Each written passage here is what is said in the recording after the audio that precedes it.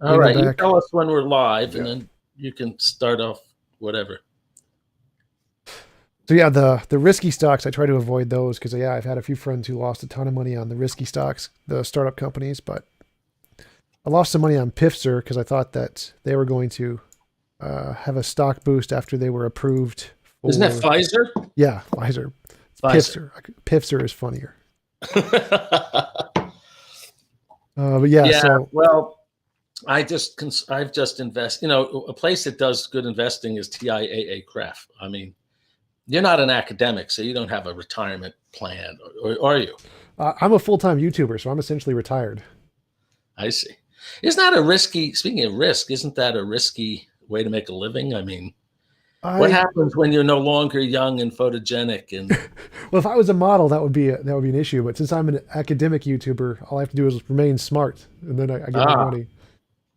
But you are an academic of some sort, no? Academic YouTuber. So What? my I didn't know there YouTube, was such a thing. yeah. So I focus on philosophy and science and stuff on YouTube, and that's academic YouTuber instead of cats.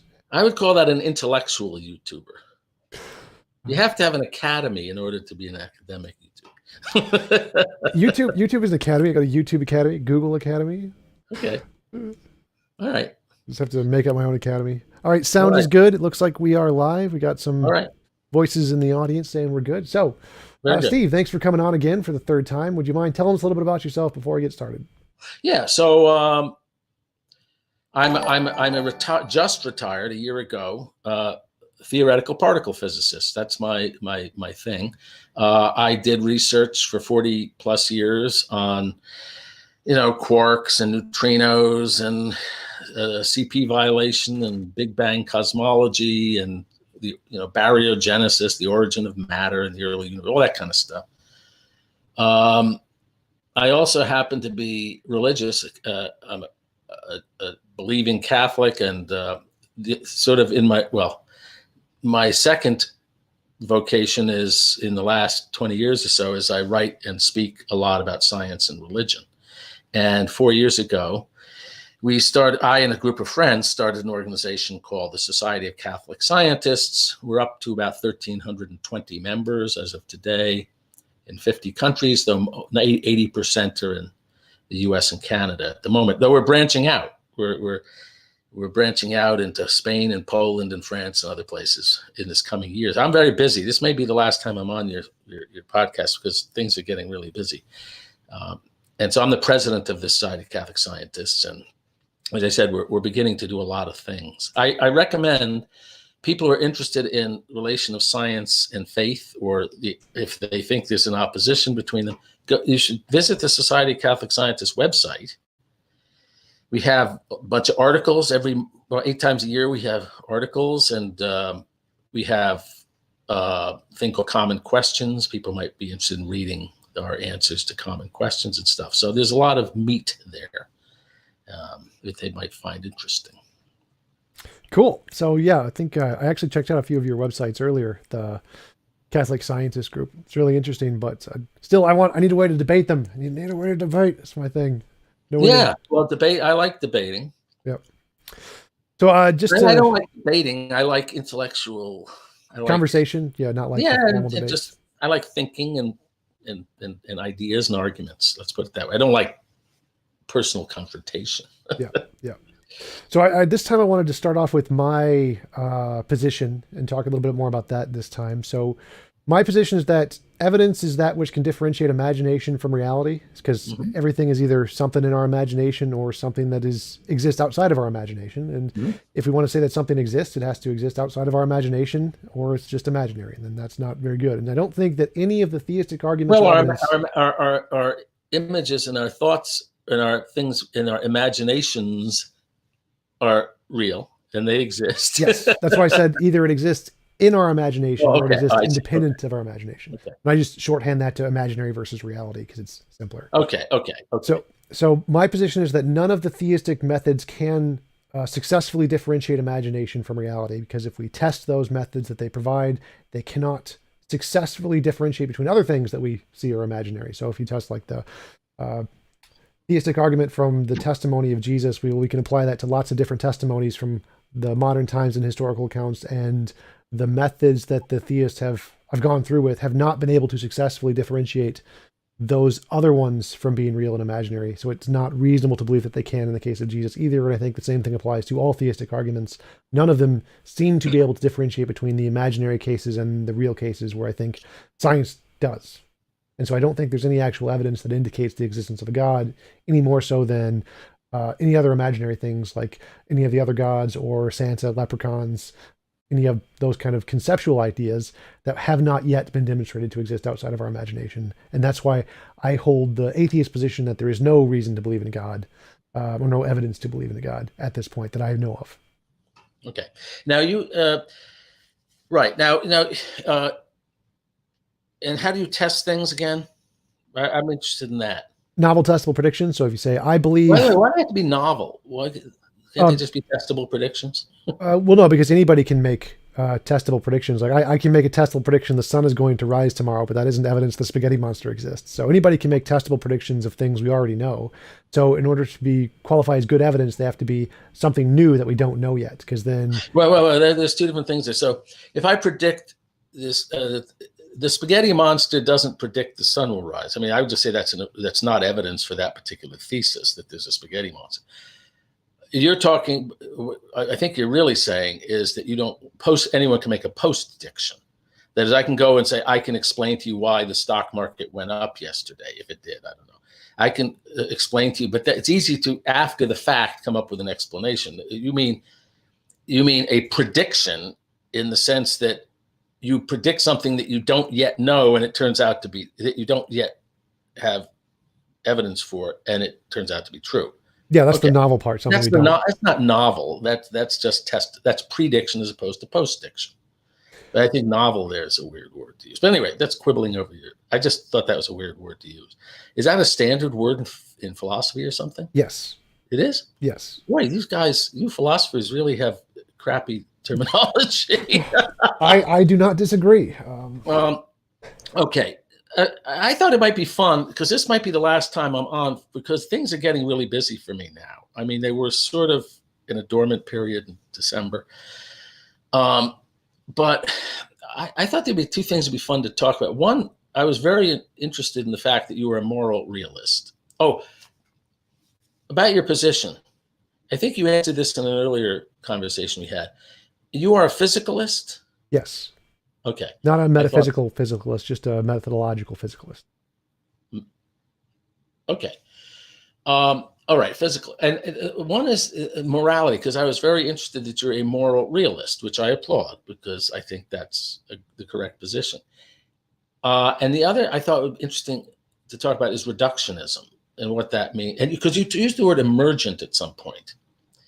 And I think the whole question of emergence and reductionism is something where we could maybe actually have some interesting conversations. Because I have certain thoughts on that, and I don't know whether you would agree with them or not. But anyway, so do you mind if we talk about morality? Because Sure.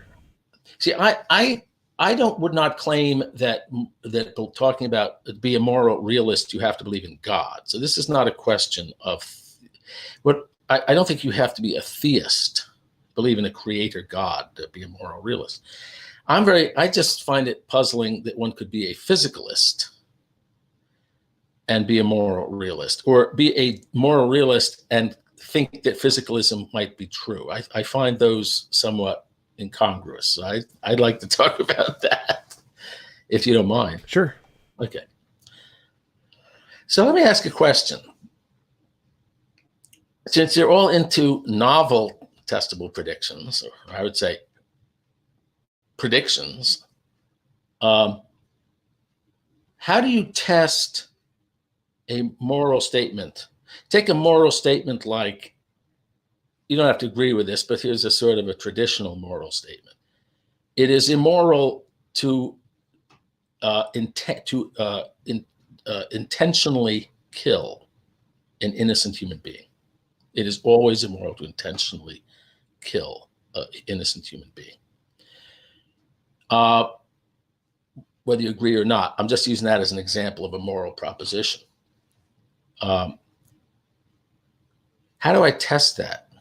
Right. So there's two parts there. There's one is there are subjective experience of the phenomenon, and the second is the ontology of the phenomenon itself. So, for example, I can say, I have this experience that it's wrong to kill, but the wrongness to kill isn't in the thing itself. That's just how I interpret the thing itself. So I'm a moral naturalist, and moral naturalism is the position that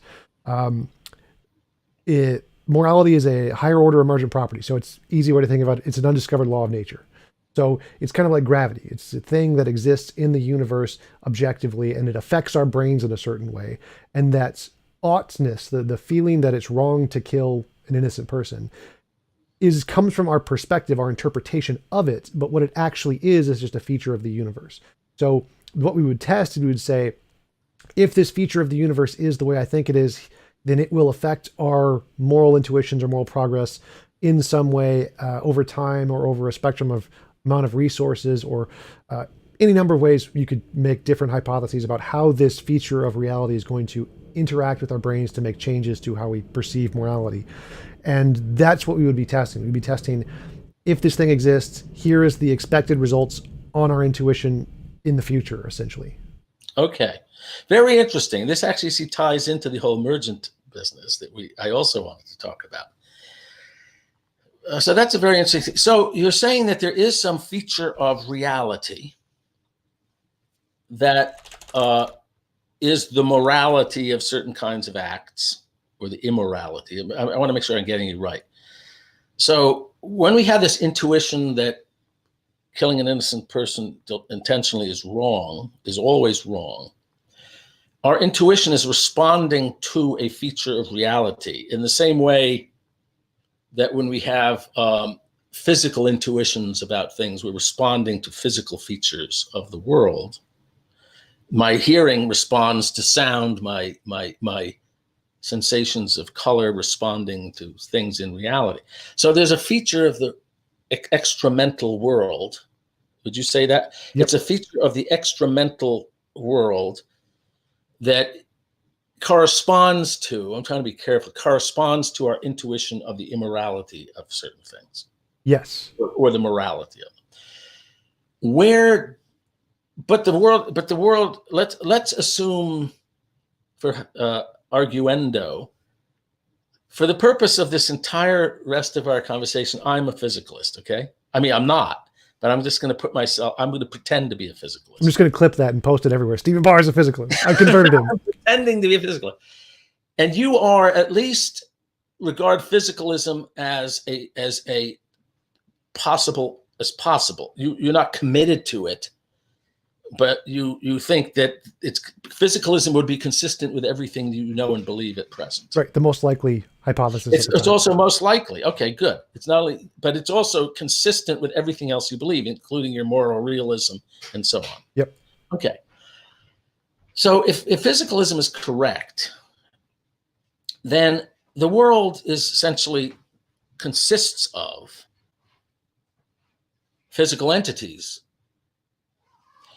So where in this physical world are these features? Where do these features that correspond to our judgments of morality and immorality of particular kinds of acts, where do those features reside?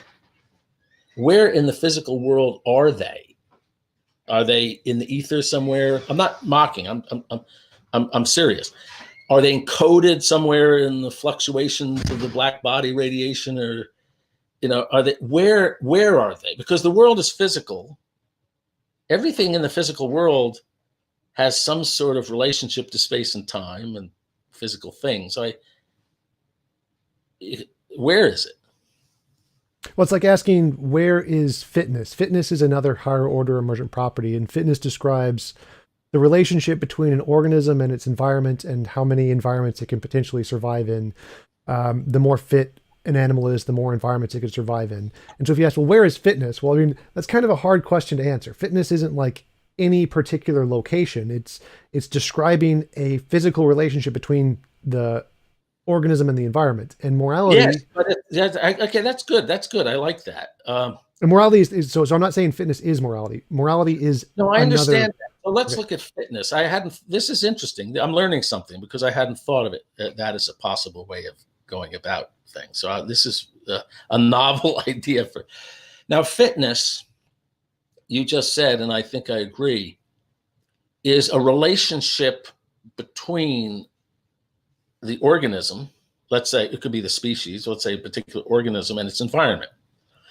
So you can understand that in terms of physical interactions and physical processes. So if I say a fish, say a land organism that has something happen to impairs, its lungs in such a way they can't breathe anymore, certainly not fit. And I can understand that by analyzing the physical relationships, as you said. So, this organism, if we mean by fitness that which conduces to the survival of the individual or the species, okay? That's we don't mean fit in the sense that, oh, that is very fitting and proper that you should do that. We mean fitting in the biologist sense that it's conducive to the survival of the creature and its reproduction and so on. And we can say, well, the survival of this creature, it needs oxygen for its metabolism and all this kind of stuff, and it gets that through its lungs and by breathing the air and all this kind of stuff. And so if you do something to its lungs, it can't breathe, it's going to die. And so I can understand that. It's all physics and chemistry and biology. So it's all physical stuff, and I can see it die. I can understand from the structure of the organism, and by analyzing and seeing how it operates, I can see that if it doesn't get out, if this happens to the lungs, it's going to die. And by definition, things that cause it to die do not make it fit. That's by definition of fit. So from a set of physical facts and little physical relationships, which are empirically observable, I can take a frog and I can take out its lungs and watch it die. I mean, I can then understand why that happens by going and doing what biologists do and studying the mechanisms at the microscopic level and see why it died. So that's all physical. So I can understand that. You can, if you say such and such is not fitting because if you do this to this animal, it's going to die, or it's not, it's going to die, or it's not going to be able to reproduce. That's testable by physical means. I don't see how you test in the same way. Now, okay, fittingness does not, you answered my question, fittingness does not reside in a particular molecule or something. It is a relationship among things, okay? So what is the relationship among physical things which can be tested in the same kind of a way? What kind of relationship between physical things is morality? That's what I would like to understand. Yeah, so just like the fitness describes the relationship between an organism and the environment, morality describes relationships between different conscious agents in an environment. So it's very similar in that sense. So it's, instead of describing how it can survive, it's describing essentially like kind of like well-being is a good common usage. It describes how the agents' interactions can affect each other, just like how you can cut out the lungs of a frog to watch it die, how one agent can do an action to impose on another agent, and that infringes on their will or whatever. Depends on what definition you use. My definition of morality is any involuntary will. It sounds like you're moving towards a kind of essentially utilitarian understanding of morality. Well, like there's different models of morality of what it actually describes. My model is any involuntary imposition of will is immoral, and so that would be what it's describing if my understanding is correct. Okay, but why is that? So explain why that is. Like suppose, for example, I was the ruler of a country, some mythical kingdom, and normally things were pretty, I'm pretty benign, and maybe I'm just sort of a figurehead. But suppose there's some sort of national emergency, and everybody in the country suddenly is possessed by the insane desire to march off the edge of a cliff. And I impose my will on those. Maybe I'm not the king. Maybe I'm just some guy who's able to mobilize a lot of force. And I impose my will and say, I'm not going to let you people all march off the edge of that cliff because you're possessed by some strange impulse that you will regret tomorrow. And I impose my will to stop them from doing that. And that helps them survive. And maybe we're the only people on the planet, and that helps the species survive. So, I mean, it's fitting. So biologically, it's the right thing to do, so to speak. I mean, I've imposed my will. So as a principle, I can't accept that it's never right to impose my will. I mean, I can impose my will on my child sometimes when I know something's going to be harmful. Or I think it's generally traditionally understood that a child or somebody who's insane or other people or a criminal who has to be restrained, you can impose will. So your principle, that can't be your basic principle. It has to be, that has to be derived from a more basic criterion, like it's wrong to impose your will because generally speaking, if that were done, and not just in these exceptions, it's going to cause people to live less long or make them less happy or make society, that can't be your basic principle. There must be some deeper principle. Well, that's why I said at the beginning, fitness is not the same as morality. Fitness is just an analogy to explain. No, I'm asking you said your principle is that it's wrong to impose your will on another conscious agent. Right. So I don't care if the species dies or not. I think morality and survival are separate. They're not connected. I'm just giving that as an example of how you might derive your principle from a deeper principle. Like if the principle, so if it's not survival, what is it? Like, how do you justify that it's wrong to impose will? Okay, so we see a phenomenon. We have our moral intuitions. There is this phenomenon we experience of moral intuition and moral progress. And I look at those things and I create a principle that seems to describe the pattern in those things. And that principle seems to be any involuntary position of will is immoral. And my hypothesis is that corresponds to something that exists in the world. So look, if I decide to be a physicalist, and that, I don't think I could actually do that, but I think I understand physicalism pretty well. That is, half of my mind looks at the world that way.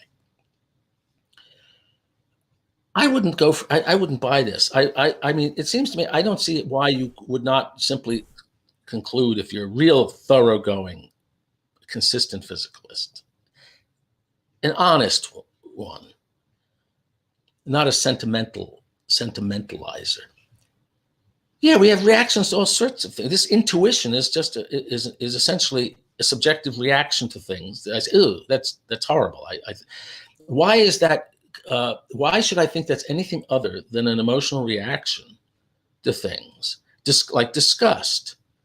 You were disgusted by feces or vomit or something. We're disgusted. We're repelled, and there's evolutionary explanations for that. I mean, and we're repelled by certain kinds of behavior, disgust us.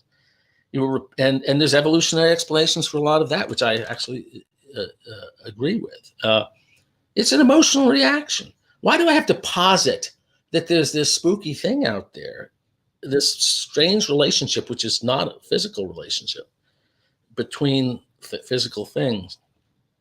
Oh, because there's a consistent. And not to say I am reacting emotionally, subjectively. Why do I have to sort of say that there's an objective fact of the matter about whether this is bad? Why can't I just say it? I'm repelled by it. Yeah, so I think that there is a consistent pattern that seems to apply across all species and all life that would ever exist ever in the universe. And this pattern is going to be present in essentially all of them if they have sufficient intelligence and sufficient resources. How do you know that? It's a hypothesis, so I don't. It's not even true of humans, for God's sake. The Nazi ideology appealed to a very large number of people in Germany, and as I've been. And if you watch a lot of stuff about the Holocaust, about World War II and stuff, I'm very interested in history. A lot of these people thought they were doing good. A lot of them thought they were doing a good thing. A lot of people do really bad things, think they're doing really good things. Mafiosi, Sure. There are people who, this guy's a rat. They have their whole moral code, which is not the same as ours. I mean, the idea that everybody has the same moral intuitions, that's just not true. Well, I don't think that refutes my argument, because there are people who believe the world is flat even today. The fact that there is an objective truth and that we all move towards it in general doesn't mean that there's going to be 100% agreement at all times. How do you know we're moving towards it? I don't know. Well, again, that's the hypothesis. I think I look at moral progress and I think it looks like we're moving towards it. So my hypothesis is we are moving towards it. Well, I mean, that's from your point of view. Now, for example, take something like abortion. My paternal grandparents were atheists, quite dyed-in-the-wool atheists. My father's side of my family was Jewish, and my mother's side was Catholic. But my Jewish ancestors, my paternal, they were not religious at all. In fact, they looked at religion as a primitive superstition and stuff like that. They were very unhappy when my father married my mother because he was marrying someone who was believing all this superstition stuff. At least, at least my paternal grandmother was unhappy. But anyway, they believed that abortion was barbaric. This was back in the day. That was actually the generally prevailing view among enlightened people. And I think it is barbaric. And I think there you can see that, if you look at history, there's rise and fall, there's advance and decline. Germany wasn't always Nazi. Germany was a very refined and civilized country. It was the leader of the world at one point in science and in scholarship and in music and many other fields. And then they went through this period of utter barbarism. I mean, the idea that there's a natural trend ever towards more and more enlightenment, I mean, this doesn't correspond to reality. I mean, that kind of progressive, the capital P is like idea of progress with a capital P is some sort of inevitable or general tendency. I don't see what that's based on. It's not based on history.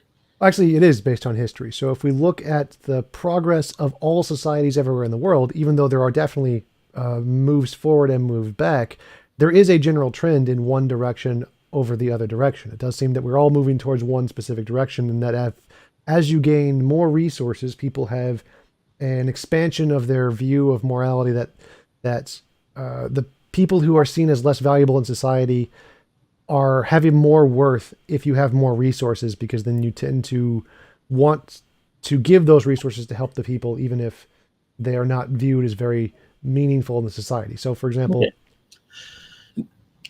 all right, maybe this is a sidetrack. I would say it could be that as people become more affluent, they're more willing to share or something. But that doesn't mean that they're more attuned to this cosmic morality that's out there mysteriously. Right. I'm not saying the share here it's the feelings, not specifically the amount you actually give. So there are many rich countries don't give much at all, but that's not the point. The point is that when you're in a rich country and you have a significant excess of resources, you tend to feel that it would be better if you gave more of those resources to the poor than if you didn't, regardless of whether or not you do. So it seems that, like, for example, women's rights, back when we didn't have many resources, like in a hunter-gatherer society, and it was a huge risk to give power to someone who may not be qualified. And so the most qualified people were usually the elders, who happened to be men most of the time. Because it was such a huge risk to go against the common thread of what kept the society alive, we would not do that. We would make sure we would never give power to someone who wasn't like the previous person who had power. Because maybe we're getting off on a tangent. I want to get back to the question of morality is where it resides. It's a relationship among things, among physical entity of conscious being. It's not your axiom that imposing will, is that your basic axiom, or is that a theorem based on more fundamental axioms? Well, what is it in the relationship that makes a thing other than just physical repugnance or just some physical reaction in our brain of disgust at observing some behavior? What makes it objective? I don't understand that. So that's a principle that I made to describe the evidence. So the evidence is moral intuition and moral progress. I plot out the data. I say, well, where does this seem to lead? Well, here's the principle that seems to describe that. Let's suppose there is a convergence. Now, as a Catholic, I believe, first, as a person who believes in evolution, or as a Catholic, I have ways of explaining that without. But let's leave the Catholicism aside. I mean, let's talk about things from an evolutionary point of view. Our disgust at certain kinds of behavior is clearly going to be,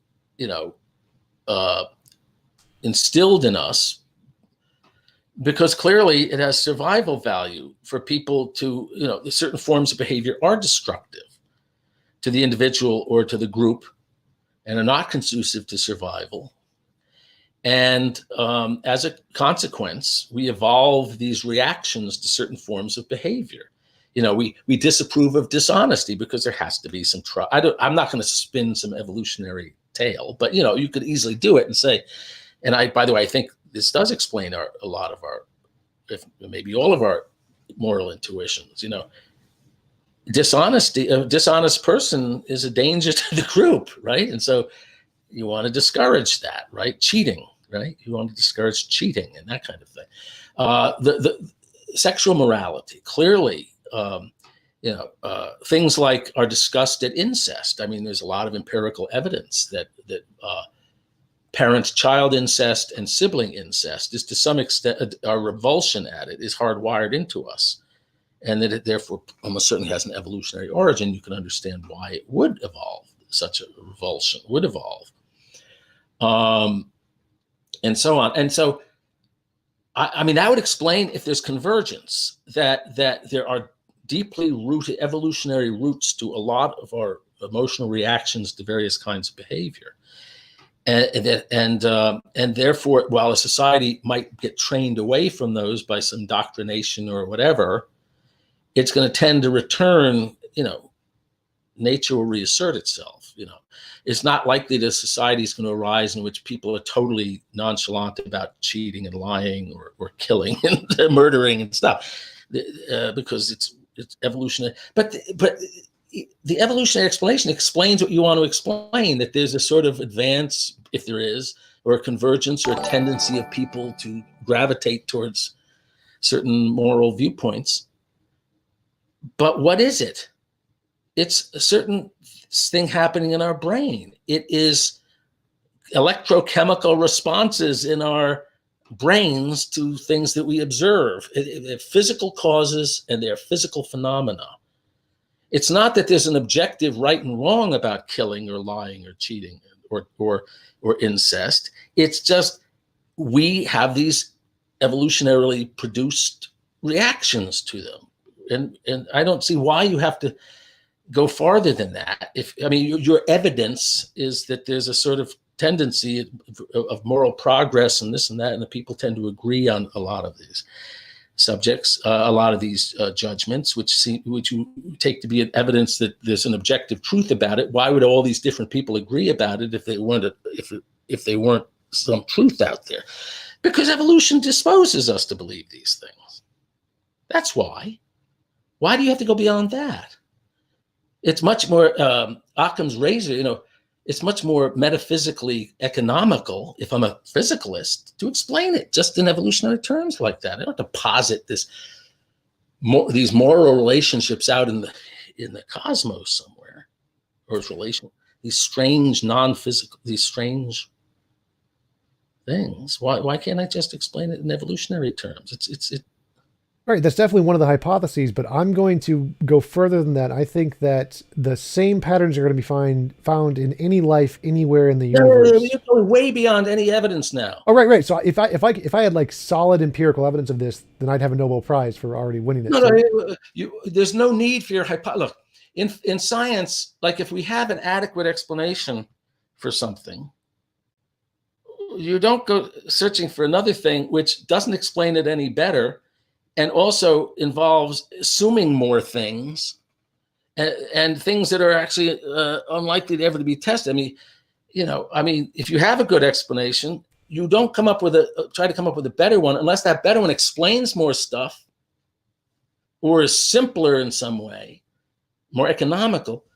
But your explanation is positing these moral truths out there and your evidence is that people seem to be drawn towards certain attitudes about morality, which I can explain with the old theory, my good old materialist or physicalist theory called evolution. I don't see what you're gaining by doing this. And then you say, well, someday we might find aliens and they'll have but if the aliens have the same reactions, it's presumably because they evolved. There's something, called convergent evolution, right? You know about convergent evolution, right? Mm-hmm. So just as different species evolve some of the same features independently, because it's a good solution to the problem of surviving, like eyes apparently have evolved independently multiple times on Earth, and various other things have. I wouldn't be surprised if aliens had eyes, because they have electromagnetic waves on their planets, and it's obviously advantageous to see and to have the. And so I would expect eyes to evolve, as they did many times on Earth. I would expect that if cheating is a bad strategy from a game theoretic point of view for the survival of some group, I'd expect that some sort of revulsion against cheating and lying and dishonesty would also evolve, and so on. I wouldn't be at all surprised. But what does that prove? That evolution can't explain. Why do you need something fancier than that? Right. So mine makes lots of predictions in that realm. So I would say that lying isn't immoral, cheating isn't inherently immoral, and lots of things that we currently intuitively feel are immoral are actually going to change in the future. So I'm making predictions about how our moral intuitions are going to shift in the future if my model is correct. So I would say things like abortion, I grant, is immoral because it is killing something. I think killing any conscious agent ever is always wrong under any circumstances, no matter what. But it's also immoral to force the woman to have another person use her body without her consent. And so I think both of those are actually immoral. And that's how I think that our moral intuition is going to shift in the future, where we're going to see both of these as immoral. Moral intuitions are certainly going to change because they have over time. And there's all sorts of reasons for that. Bad example, but that doesn't in itself, that is not a unique prediction of your theory. I mean, it's well, if I can predict how they're going to change specifically and accurately, that would be a prediction. But again, it seems to me I don't see. Here's the thing. Ultimately, you're saying I think there's some truth to this. There's moral intuitions we have, right? Okay. And you're granting those, and I sort of like they're going in this direction, because I also think I agree with you, actually. I'm stepping out of my physicalist stance and going back to the real me. I do think that we have certain intuitions that go beyond testable hypothesis. I don't think your way of testing actually tests anything really that much, but we do have these intuitions, and I don't think it's just about morality. We also have intuitions about beauty, for example. We have intuitions about law. I mean, how do we know that the rules of logic are valid? How do we know that logic is the certain rules of logic are the right ones, and that if you don't think in accordance with them, you're thinking wrong? There are certain intuitions that tell us about the validity of logic and mathematics. I think we have certain mathematical intuitions. I mean, if you ask me, is 317 going to be a prime number in 100 years? That's not something I can test empirically. I mean, I could test that it's always prime number every time I checked it. How do I know if I check it tomorrow, it's still going to be prime? I mean, so there are certain things we know. We just know that 317, we can recognize, hey, you know what? I see it's prime, and I see why it's prime. And I know it's self-evident that it is always going to be prime. And it's not something I have to keep verifying every day by some experimental test. I think there are some self-evident propositions, and we have these intuitions that give us access to them. And those are very mysterious, you see, from a physicalist point of view.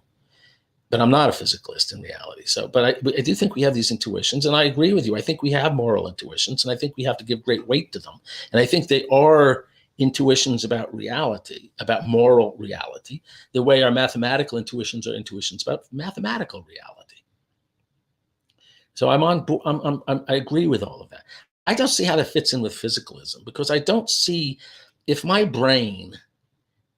what I am is just a bunch of, this is where I think I have an advantage over you, because I'm a physicist. And so I think I understand physicalism better than you do. my brain, from a physicalist point of view, I'm just a congeries of subatomic particles arranged in various ways, interacting according to the laws of physics by a certain set of intricate rules. And I don't see how those electrons and protons, and you say it's emergent, and this is where I wish we had another hour.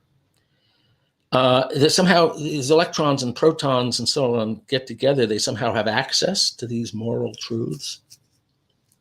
I don't. I think that's magical thinking. Actually, I don't see how that could possibly happen.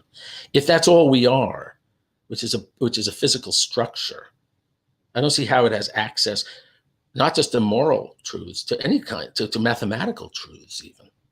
You know, that to me, that's magical thinking. Well, I think those are two different things. So mathematical truths for me are just things in our head, just conceptual things that don't exist in the world anywhere. They're just true by definition, like a married bachelor is true by definition. Yes, actually, that is demonstrably false.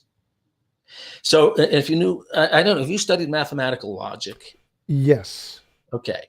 Now, by definition, now you can set up an axiomatic system and you can have a certain set of, basic axioms, and definitions can be implicit definitions, but you can have a set of definitions and axioms and so on. Gödel showed that no matter how many rules and axioms and definitions you prescribe to define arithmetic, that there are true statements of arithmetic that don't just follow from those rules and axioms and so forth. So no, there is a truth about numbers, and you can't just define. You can. I don't care how you want to define a number. You can define the natural numbers, and you can even postulate some axioms like Peano's axioms. You're not going to. That doesn't mean you can prove all the truths about it. They don't follow by demonstrative reason necessarily from those axioms you have. I don't think mathematics is not just trivial truth by definition, and it's just a matter of following out the logical consequences of your definitions and axioms. Which of Gödel's That's proofs are you? why Gödel was a Platonist. Which of Gödel's proofs? Because I'm pretty familiar with Gödel's incompleteness theorems. Gödel. Yeah, Gödel. So, but which of those show this? Because if I remember correctly, Gödel's second incompleteness theorem says that any consistent system can never be shown to be internally consistent without reference to an external system. That was the reference point. So I think that's right. He also showed that in any consistent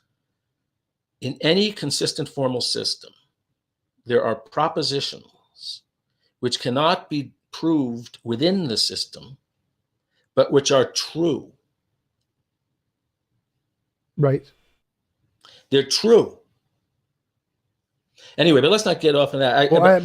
I'm familiar with Gödel's theorems, but those don't in any way disagree with my model anyway, at all. It's not just true by definition, I don't think. But right, because a priori versus a posteriori. So yes, I do agree with that. There's things that are true because they correspond to reality, like F equals ma. Yeah, anyway, so you may not think there's a realm of mathematical truth, but I do, and I think we have mathematical intuitions that put us in contact with that. I think we have moral intuitions. I think we have logical intuition. But anyway, so I buy all that. I just don't see how that fits in with a physicalist picture of our brain. I mean, if I want to build, how do I build a machine? Because let me just ask, since I'm running out of time. I would like to know what your recipe for building a machine that has these moral intuitions. Because if we're a physicalist, we're machines, fancy machines, quantum machines, but we're machines. And I'd like to know what the rules are you put into the machine that allows it to have the correct moral intuitions. Unless you, of course, just program it in. I could write a Fortran program that I just make a list of all my moral intuitions and feed it into the machine. That's cheating. Okay, it seems to me morality involves one definite thing, and that's the notion of obligation. Now, nobody in his right, again, let's be a physicalist for a moment. Let's take things that are undoubtedly purely physical. A thunderstorm. Do I talk about what a thunderstorm is obliged to do? Is a thunderstorm have obligations? Does an ice cube melting on my kitchen table, is it have obligations? Do atoms have obligation? No. Does a rat have obligation? Does my laptop that I'm sitting here talking to you on, does my laptop have obligations? That's insane. Nobody thinks they have obligations. No one really thinks that a rat has obligations. I don't even think a chimp has obligations. But certainly a physical thing doesn't. My laptop does what it does because it has to.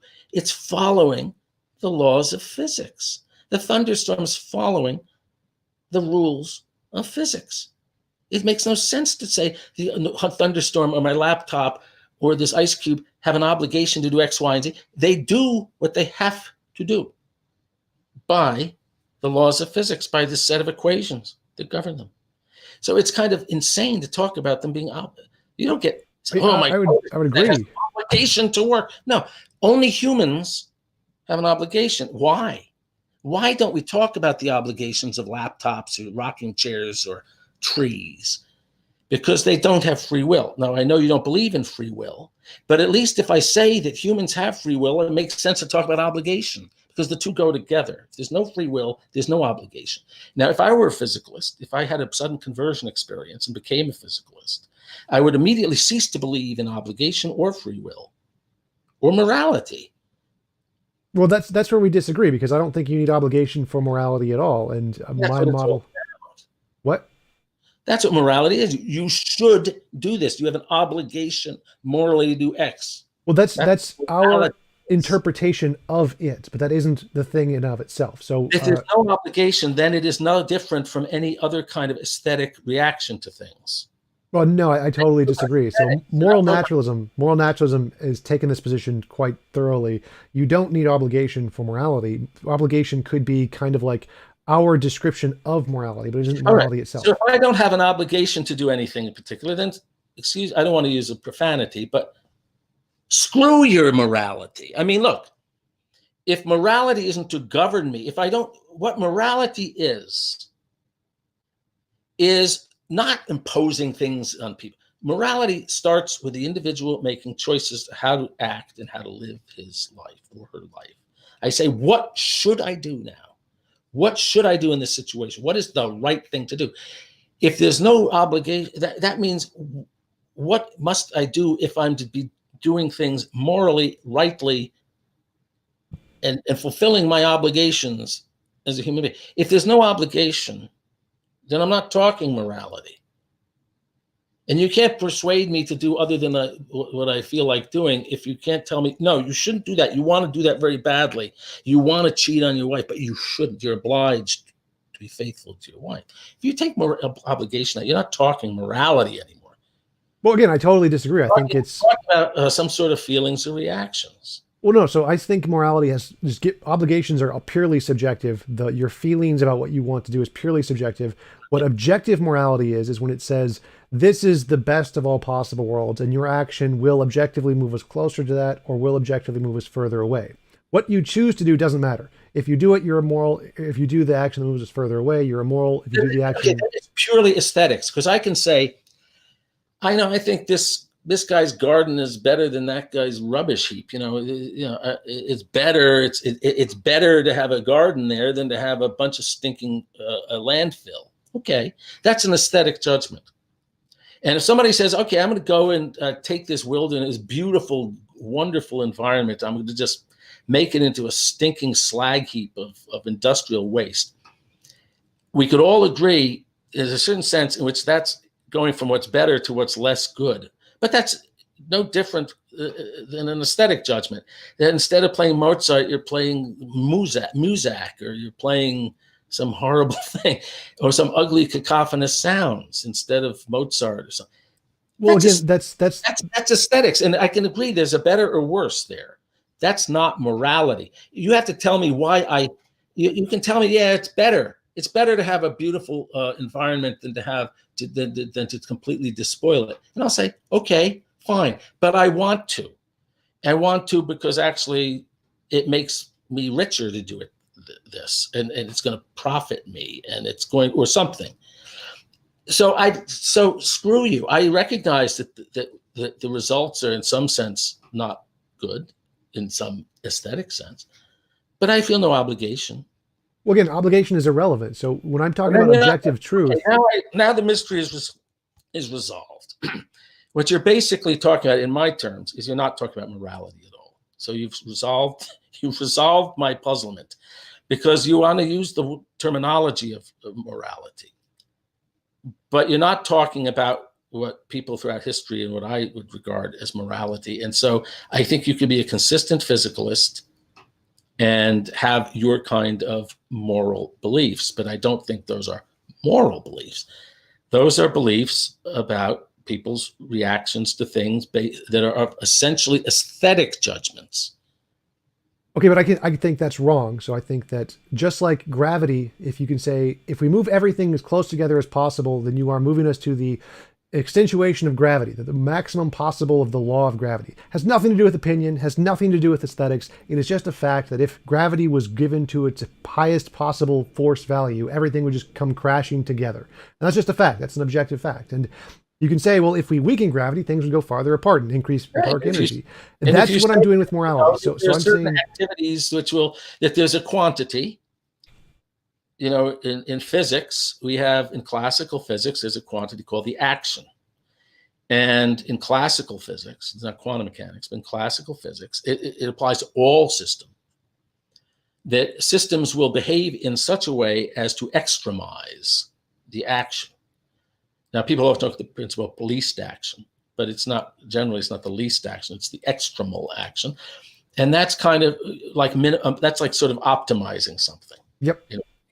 It's not optimizing in the sense of judgment of good or bad, but you could imagine that there's a quantity out there, let's call it M, morality, and that things that maximize M, you're going to define as moral. And the M could be defined in I would think, if you're a physicalist, you have to be able ultimately to formulate this in terms of physically observable quantities. And you could define M.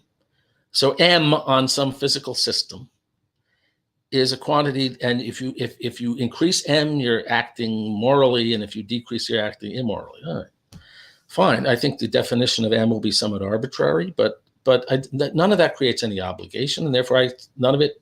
I can say screw it. I can ignore that. I mean, I don't have to pay any attention to it. There's no reason why I should.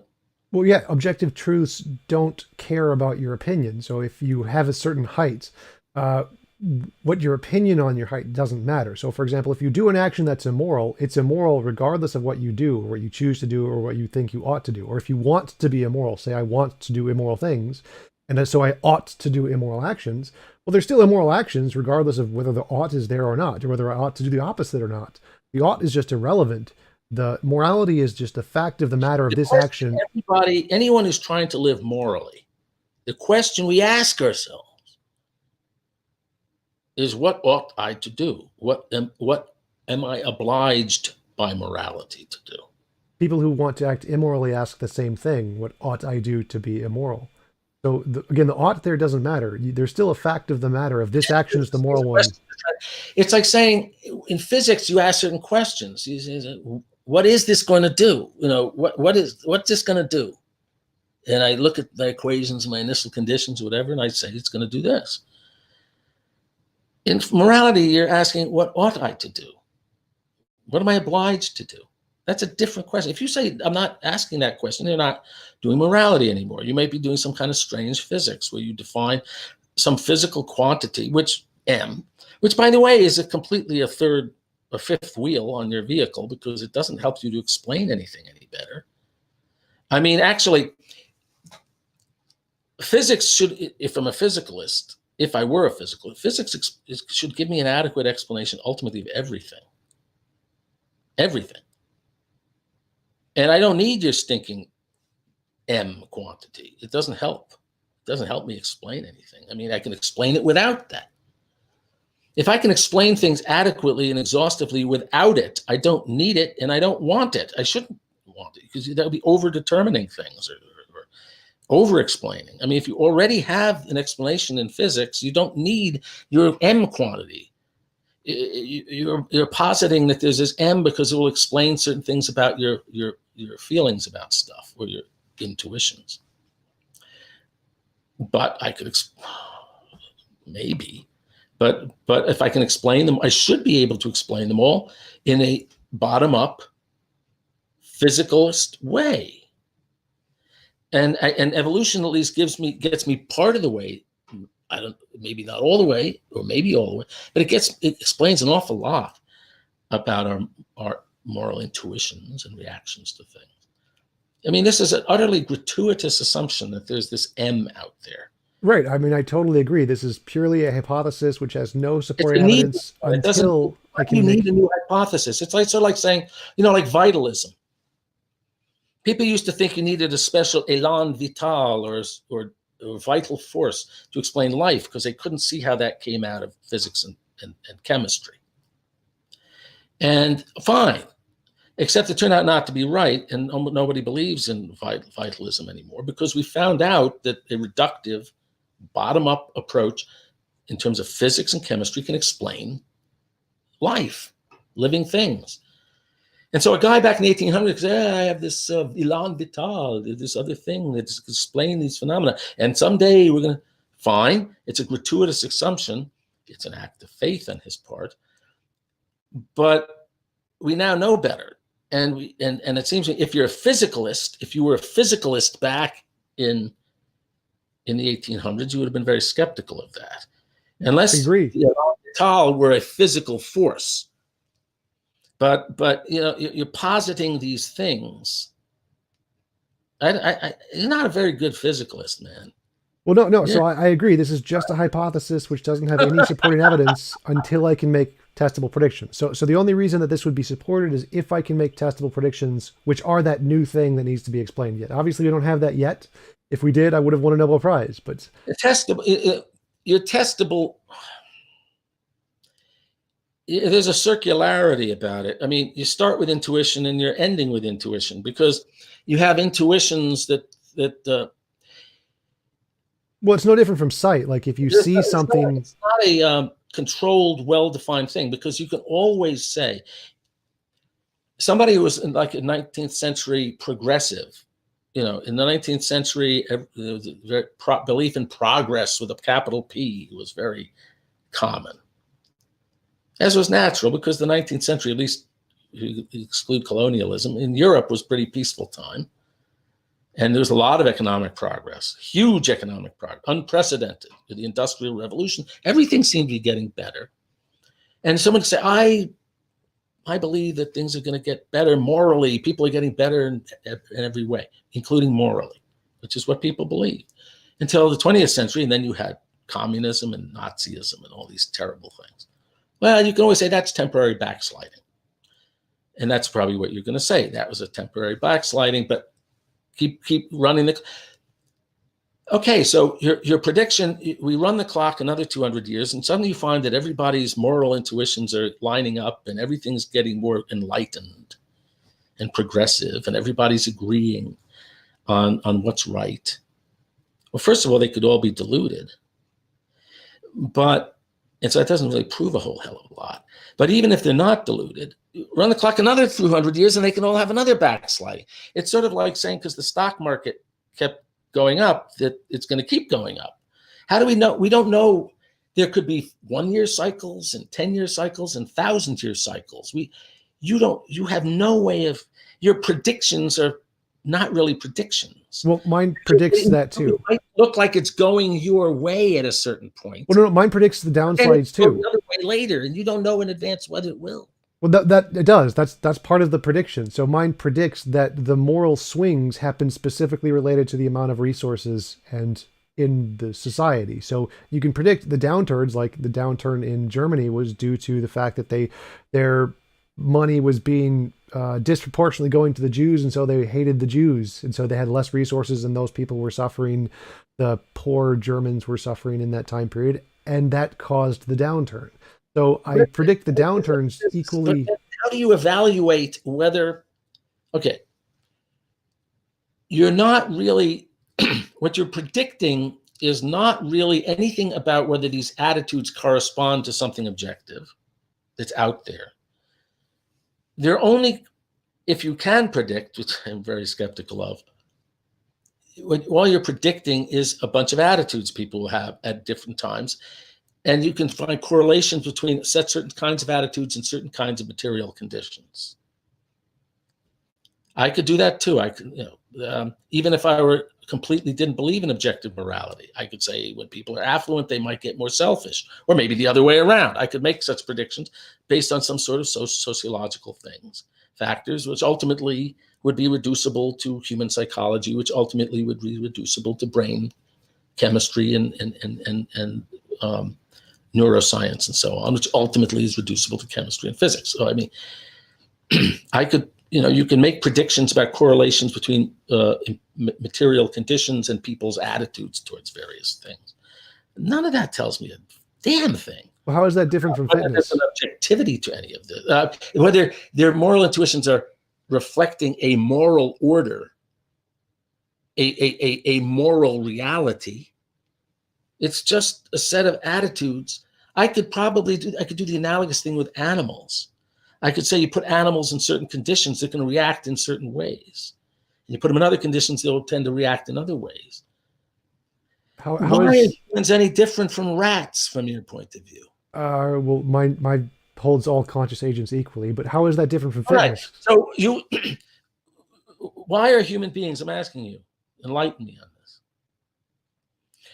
Why are human beings any more important morally, any more moral agents than a rat? And why don't we talk about what a moral rat does, the way we talk about a human being?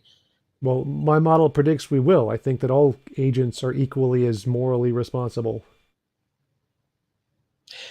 Responsible? What if they have no choice in the matter? Because I'm a determinist. I don't think anybody has a choice in the matter. So I think we have as much choice as the rat does. So how do you are responsible when you have no choice? Because I think the responsibility comes from a compatibilist view of free will. So it's your brain acting as your brain does. I could then, all right. So what I have discovered, your notion of free will is compatibilist. Who was it? Was it Kant, or was it? You said that was a wretched subterfuge. It's determinism with a different name. Yeah, but somebody also, a famous philosopher, said that compatibilism was a wretched subterfuge.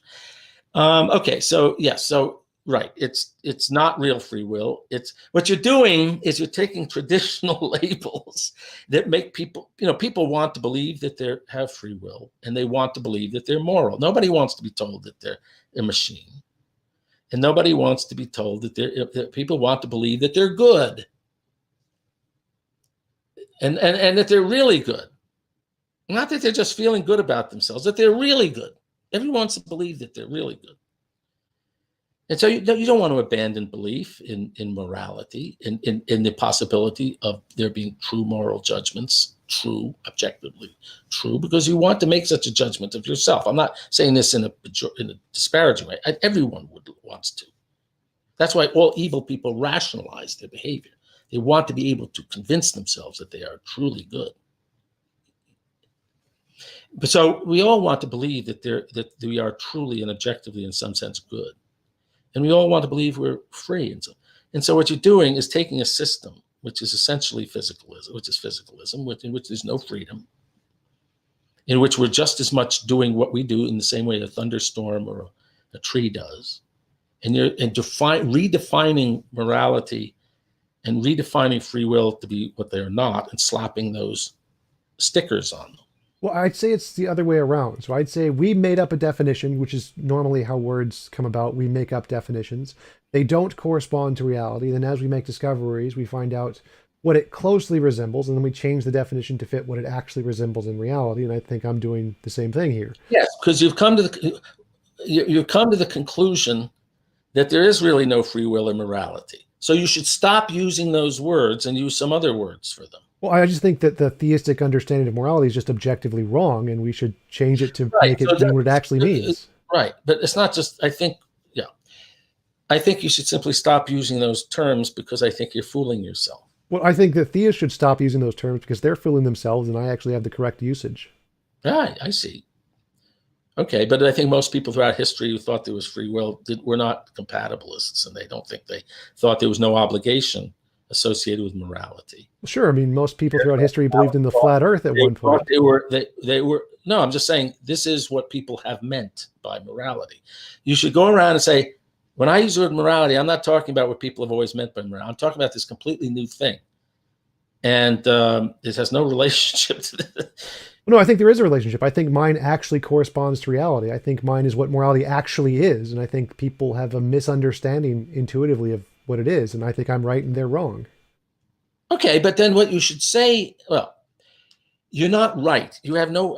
You are not entitled to say you're right. You have a wild hypothesis, which makes very little sense according to a really physicalist view of the world, and that is that there's this mysterious quantity or property defined by physical relationships among things, which you call morality, and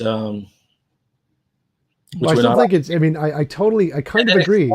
Somehow, and then explains, and then so here's what you're saying in essence: there's a mysterious quantity like m or whatever that can be defined in terms of physical relationships of physical things, and then you can talk about whether certain behaviors of physical systems of increase or reduce that, and you can claim that somehow our brains, with all, or even rats' brains apparently, which are just complicated structures of particles interacting according to some set of equations, have access to this m. How that is, I don't know. I mean, they do, in a sense, have access to this quantity called action, because that is actually sort of the rules that govern how they actually behave. In a classical world, in a quantum world, it's also action, but in a more subtle way. So the electron does know about action, this S, this physical quantity called action. It does know, metaphorically speaking, about that, because that's what's governing how it behaves. How in God's name the electrons in your brain and the protons, because ultimately all these neurons firing and all the things happening in your brain can be understood at the microphysical level, again, from a physicalist point of view. I could feed all the variables of describing the electrons and the protons and all the other electric fields and so on into some, in principle, into some massive computing device, which has the laws of physics encoded in it. And it would compute what your brain's going to do. You don't need to even talk about neurons. You could, even for the subatomic level, you could compute what your brain's going to do. And that's all, of course, the action S is in your computer program, because the computer program is going to be using the rules of physics to compute what your brain does. And so it has to know about the rules of quantum mechanics and so forth. It has to know about momentum and energy and all these other things. The computer program has to have that built in. It doesn't need to have M built into it. So how in the hell does your brain, which is functioning the way the computer is simulating and predicting, how does the brain have any access to, interest in, relationship to this M? That's magic. Same way we have access. Easily have my brain know what's going on in some other universe that's causally disconnected from our universe. Imagine some universe that's not just far away, but is actually causally disconnected from ours. There's no relationship to ours. And there could be things going on there. There could be beings, and there could be entities interacting. Well, yeah. So how does my brain even know about that? Your Yes. brain knows about these moral truths. How can it? Same way as gravity. So it's a law that affects us the same way gravity does. It's a physical law. But our brain is affected by the laws of gravity. That's in the programming of the machine. Yes. Same with the moral law. Same. So M is part of the laws of physics. Yes, it is. That's what I said at the beginning. It's a law of physics. Actually, there's anybody who has a relatively sophisticated understanding of physics, actual physics, and where we are in the history of physics knows that this is bullshit. Yeah, we haven't discovered it yet. I grant that. Theory may be right, and superstring theory certainly doesn't have M in it, or your quantity, your moral index, whatever it is, or quantity. Nor does any other plausible. We're not moving in I that never direction. said it did. That's not a claim I made. There's nothing in our understanding of the physical world that even remotely suggests. Never said it did. So that was never a part of my argument. So I never claimed that we have empirical evidence of this. It's purely a hypothesis. Okay, all I can say is the reason why most physicalists are physicalists, in my experience, is because they are impressed by the explanatory success of physics, as I am. So I'm very reductionist up to a point. I believe that chemistry, I believe that botany, I believe geology, I believe that astrophysics, everything up until the point where you get some kind of mind in the picture, is reducible to physics. And some people see the incredible explanatory success of physics and they extrapolate. And they say, I think physics will eventually explain everything. And then they're physicalists. I can understand that move, as you might call it. I can understand why people are tempted to make that move, that extrapolation. But if you look at it, it's an extrapolation from the 400 years we've had physics, real physics, 400 years. It's an extrapolation. You see which way the wind is blowing, and they think that's where we're going to end up. There's nothing in the 400 years of physics up to this moment that would give anyone who knew anything about physics, and I don't think you know anything about it, the way you talk, give anybody even any suggestion that there's such an extension of physics. I never said it did. That was never a part of my argument. So just like I'm not saying that that's your reasoning from that, but you're concluding that there's going to be an addendum. There's an attachment to our that's theory. how hypotheses work. You make a hypothesis of something new. But there's nothing that is so implausible, given what we know about how the physical world works. You see, somebody might say it's infinitely more plausible than a god. It's infinitely more plausible than idealism. Why do physicists not believe in extrasensory perception, by and large? Not because it's illogical. One could easily imagine on a logical level some sort of that I could read your mind by extrasensory perception, or that I could foretell the future by some sort of clairvoyance, or that I could bend spoons with my mind. All of these things are logically imaginable, but they do not fit. But we know so much about how the physical world actually operates by now. We just know too much for those to be remotely plausible. They might have been plausible at some time in the past, but they're not plausible. If you put in a grant proposal to the NSF or the DOE to study certain kinds of clairvoyance or extrasensory perception, you're not going to get funded. Is that because they're prejudiced or they're closed-minded? Well, in a sense, yes. And they should be, because we know too much about the world for those to be places to take seriously as research areas. Well, those are actual serious research areas, and they do get lots of funding. Well, they get some money, well, not lots. They get as a fraction of the research budget in this country. How much do they get from the government? No. They're not taken seriously, and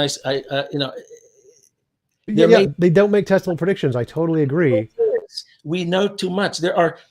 My point is this: we're always in physics deciding what are the plausible. We don't do what people say, that all hypotheses are sort of equally worth testing and we're just driven no.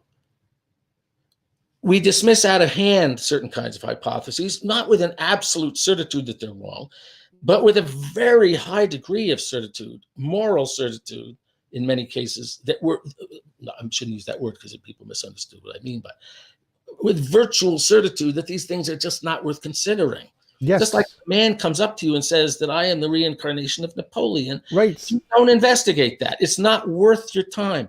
And I'm telling you that given what we know about, and I am a physicist, and I understand physicalism, and I sympathize with physicalism to some degree because it makes us, it's inadequate, but I understand why a reasonable person who knows a lot of physics would be drawn in that direction.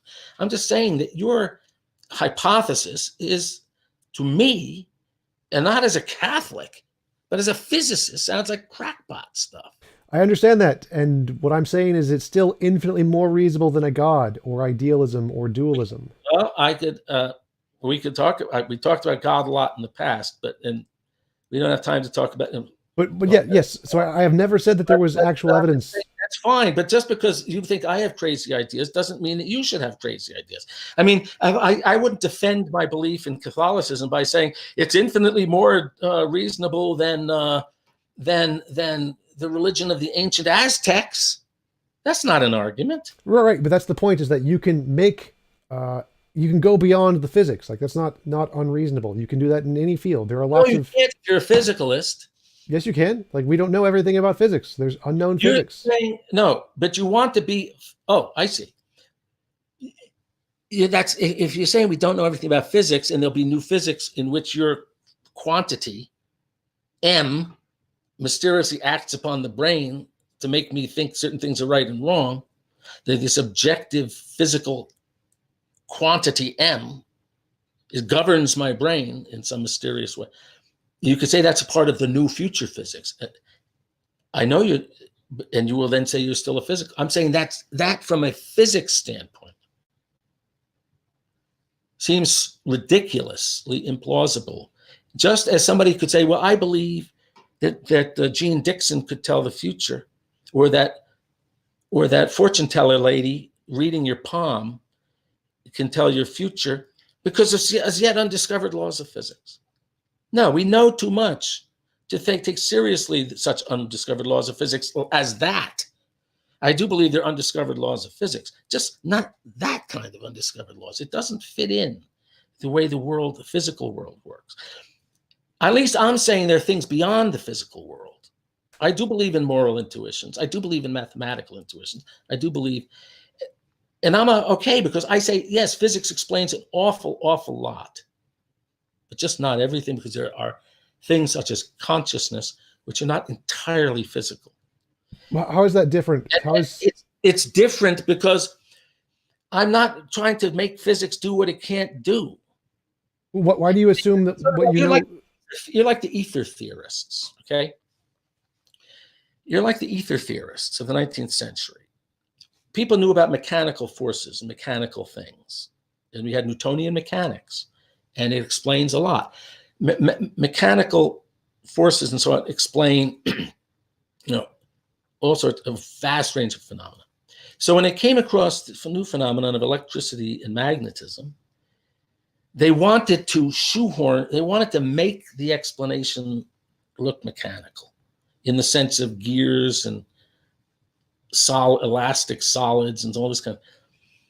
Now we know that was misguided. That is, it's a new phenomenon. You shouldn't try to shoehorn it into the old set of phenomena. And it has its own existence, its own reality, and so on. This is just an analogy, because the electromagnetism is just as physical as the stuff they were talking about earlier. But I think what you're doing is you see how successful physics is, and you see quite properly that there is such a thing as morality. And you want to shoehorn that in and say, I'm going to explain morality as a physical thing. And I'm saying that just is not going to work. I just don't think that makes sense. And at some point, you just have to, what I'll take the step that I take is, no, morality is real. Consciousness is real. Free will is real. They don't fit within a physics as that has been understood for 400 years, which is basically a bunch of equations. It doesn't fit. I should stop trying to make them fit into that framework and admit that they have that they are real, but not physical. That's a reasonable step. I don't think that's reasonable at all. every new phenomenon into the old framework. This is why I agree with Thomas Nagel, who an atheist, who Mind and says he cosmos, doesn't yes. believe in God, where he says at least the theists recognize the existence of many things which obviously are real. Whereas the physicalist, he wrote his book Attacking Physicalism, basically. The physicalist is forced to deny or to bend out of shape a lot of things which self-evidently exist. Well, that's demonstrably false. In order to cram them into the physical. That's demonstrably false. Anything the supernatural can explain, the unknown natural can explain necessarily. So it is always necessarily more reasonable to say something. I'm not talking about supernatural. I'm talking about free will. I regard as part of nature, not physical though. So super physical instead of consciousness is not. Consciousness is not. So let me rephrase. Anything the non-physical can explain, the unknown physical can necessarily explain, and better. Necessarily better. Not if when physics was largely when physics, it's like filling in a crossword puzzle, filling in a crossword puzzle or a puzzle. At a certain point, you only have a few pieces in the puzzle, and you can sort of guess and let your imagination run wild with what the puzzle is going to look like when all the pieces are put into it. But so many of the pieces have now been put into the jigsaw. That's what I'm saying. Into the jigsaw puzzle by now. I'm not saying it's all put together, but so much has been put into it that if one is a reasonable person and is familiar with the physical or understanding the physical world, your imagination is not free to just imagine anything in the gaps that remain. Is it the unknown physical, as if you're entitled to reasonably speculate on what that unknown physical might be. Well, yes. I mean, you're actually more reasonable than to impose a new ontology. No. How so? Because we sort of know the principle. There's a sort of coherence to how the physical world works. The known physical, only the known physical. What? Again, there's a distinction. Yes, I'm saying that it's sort of like if I read enough of an author, and you suddenly say, "Well, there's a blank space." My book had a page ripped out of it, and I don't know there's a missing pages in this book. By name some author. There's a very distinctive style. And somebody says, I found the page. Here it is. And you look at it and say, this is not the same author. It's not how this author writes. You can't, once you know enough, certain things are not going to be filled. Certain kinds of things are not the kind of things that would fill in the blanks. Well, no, that doesn't follow. The way you make progress in physics, you don't just guess any goddamn thing that comes into your mind. Yes, I think there's power does. I think there's this crazy thing, and I'm going to invent some unknown physics that's going to be out there. I'm sorry, but you don't just invent unknown physics willy-nilly or postulate it without paying any attention to the kind what we already know about the physical world, because ultimately the unknown physics must cohere with the known physics. One thing that we have learned in the last 400 years with increasing strength is as we have learned more and more about the physical world, things that seem unrelated phenomena, we understand how they're unified. Things that it seemed, it's not just a patchwork quilt where we stuck together magnetism, electricity, and optics, and gravity, and whatever, willy-nilly. At first, you sort of had to. So we had a theory of gravity, a theory of electromagnetism, and there were seams. Yes, we discovered the weak and electromagnetic force were the same force. Yes, more and more, the seams have gone away. More and more, things are more coherent, more unified. To such an extent that we think we can actually see, many people, the shape of the ultimate theory, which is very likely, and maybe I'd say probably superstring theory. We've gone so far, things have so unified, so coherent, so integrated, tightly woven, that that it becomes, certain things become implausible to be just stuck on there. Just as the physicalist extrapolates from the success of physics to say that physics will explain everything, I'm saying you can sort of extrapolate to some extent from what we already know, especially if you know a great deal about how things work. You can somewhat extrapolate to what's coming. I agree, but and what's not likely to be coming. And what's more important, what's not likely to be coming. I can't tell. Look, I know certain people very well. I can't tell what they're going to do tomorrow. I can tell you certain things that I'm almost 100% sure they're not going to do tomorrow, barring something damages their brain. They have a rod shot, like that famous case of the guy's brain damage. You know, I can tell you what they're not going to do. It's totally uncharacteristic of them. I think I understand what you're saying. So let me see if I can rephrase here. So I think doing physics, if you're only allowed to use principles, particles, and laws that have already been discovered and combine them in new ways, that is the most reasonable methodology. I totally agree. And if you're adding on new things ad hoc, that is less reasonable than just combining already existing. Wait. So, but if you're going to hypothesize of an entirely new entity, that is obviously less reasonable. However, no, I'm saying it's not just we have an assortment of stuff and you're putting in new stuff in the assortment. It's I guess you have to be there. Well, no. So I agree. Physics, what I'm doing goes beyond the scope of physics. I agree that. But my contention is that what theists are doing is less reasonable than what I'm doing. So adding on a new ontology, just because you know a lot about physics does not mean we know everything about physics. And to say, well, physics in the future is always going to follow the same pattern as the physics today, and you can't ever assert anything that doesn't fit into that pattern, that would be unreasonable. That is not a reasonable conclusion. You can't say, well, that thing doesn't seem to fit in the current pattern of physics, therefore it must be a non-physical thing. That does not make sense. That is not reasonable. Why? Why is it not reasonable? Because to say that it is a new form of an existing thing is always simpler than saying it is a new ontology completely. It's not a new ontology because people have known about consciousness since people were conscious, and people have known about morality and because they were since. Well, I mean, like rational and free. So I mean, that's a new ontology. So the idea of a God. I mean, I'm not going to debate God right now because we're already half an hour past when I wanted to stop. These are not sort of new ontologies. These are very old ontologies. It's actually the novelty. The novelty is when people took one part of what we know exists. No one ever thought, well, there were people who thought this. Okay, some Greek philosophers, but generally the common sense view of most people, and even most educated people and most scientists, it was not that a thought or an idea is of the same sort of thing as a physical object.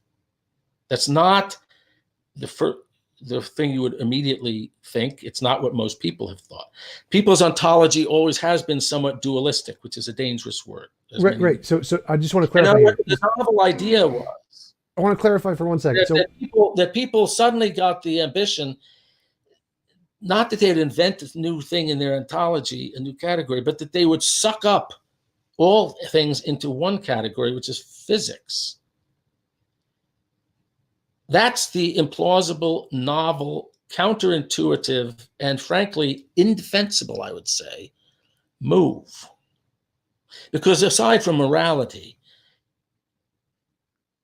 look, you're good at redefining things. So, I could always just redefine, I could define my word physical in a totally new way to encompass everything. I could become a physicalist on the cheap and say anything that is real, I'm defining that to be a part of physics. So free will, it's physics. God, it's physics. Angels, I could define physics to have such a shapeless boundary that it encompasses everything. But that's kind of just like I can define anything I want to be free will. Say I believe in free will. I call it compatibilist free will. Oh yeah, I'll call it compatibilist physicalism. But it's a waste of time. Right. So that's not what I'm doing. So what I'm doing here is I'm saying that a new ontology, like God is not an old ontology. What's new about it? It's never been discovered. There's no evidence it exists. So if you actually discovered, discovered M exists either. That what?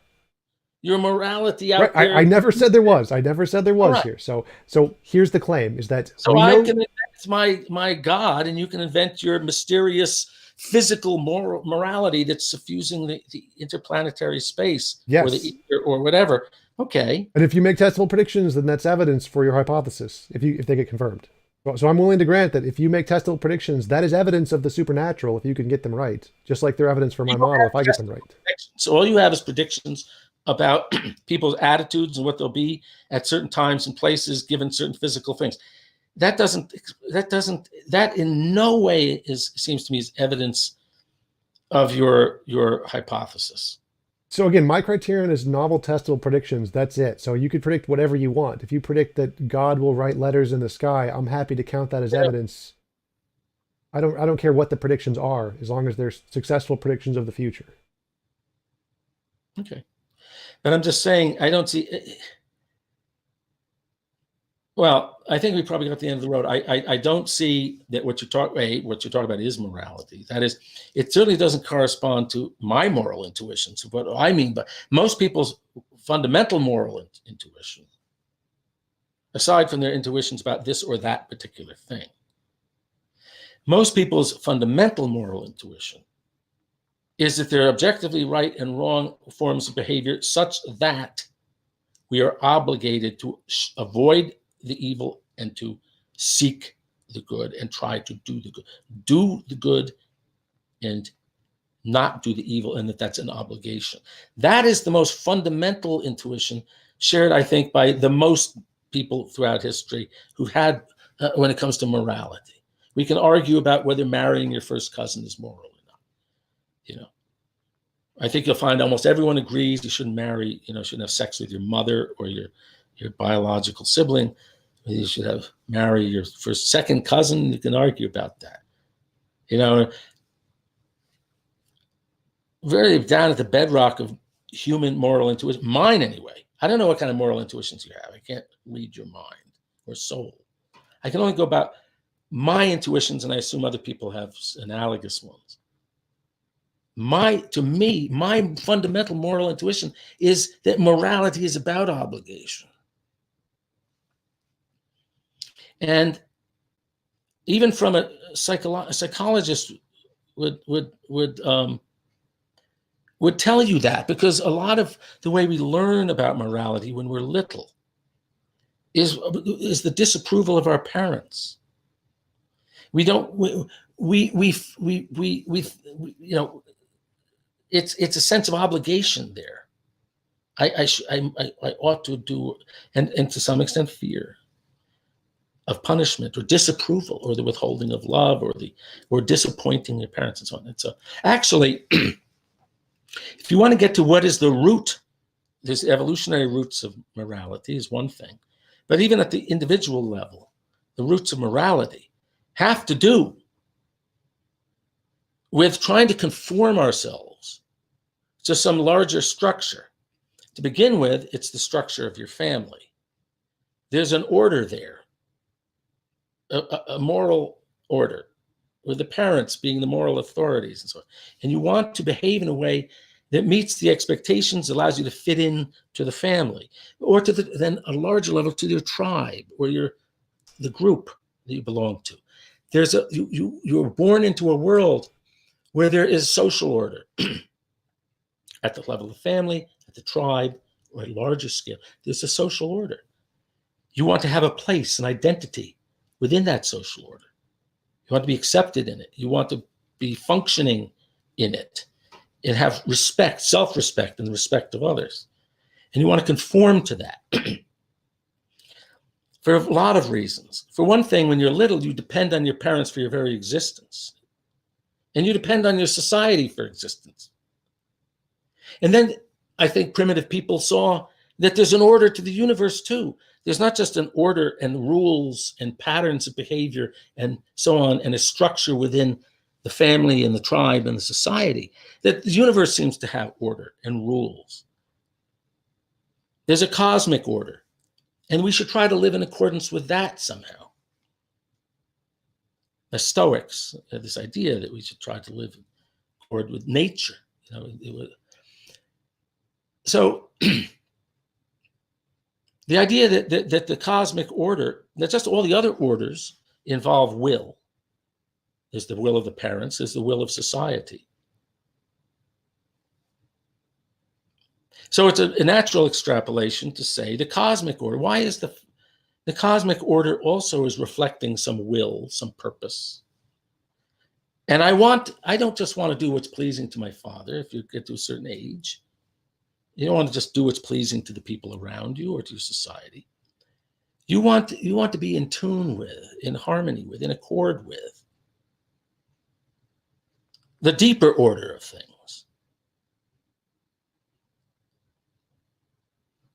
And that means ultimately with God. And so, I mean, actually, from a sort of theological point of view of where morality, our very moral notions of morality, it's conforming ourselves to a set of rules and expectations. Now, that will not just because they're imposed on us by some tyrannical. The parent is not just a tyrannical thing, making up rules willy-nilly. The parent loves the child, wills the good of the child. I happen to like Aristotle. I'm not an Aristotelian, but I think he was right about this. Morality is ultimately eudaimonistic. It's about what is good for the flourishing and the fulfillment of the person. When a person does evil, when a person is not seeking the appropriate goals and ends, it diminishes the person. From speaking as a Catholic now, what makes us distinctive from the rat? So we really should be talking about morality with humans, not rats. Rats do what they got to do. They do what the instincts and the chemistry and the physics tell them to do.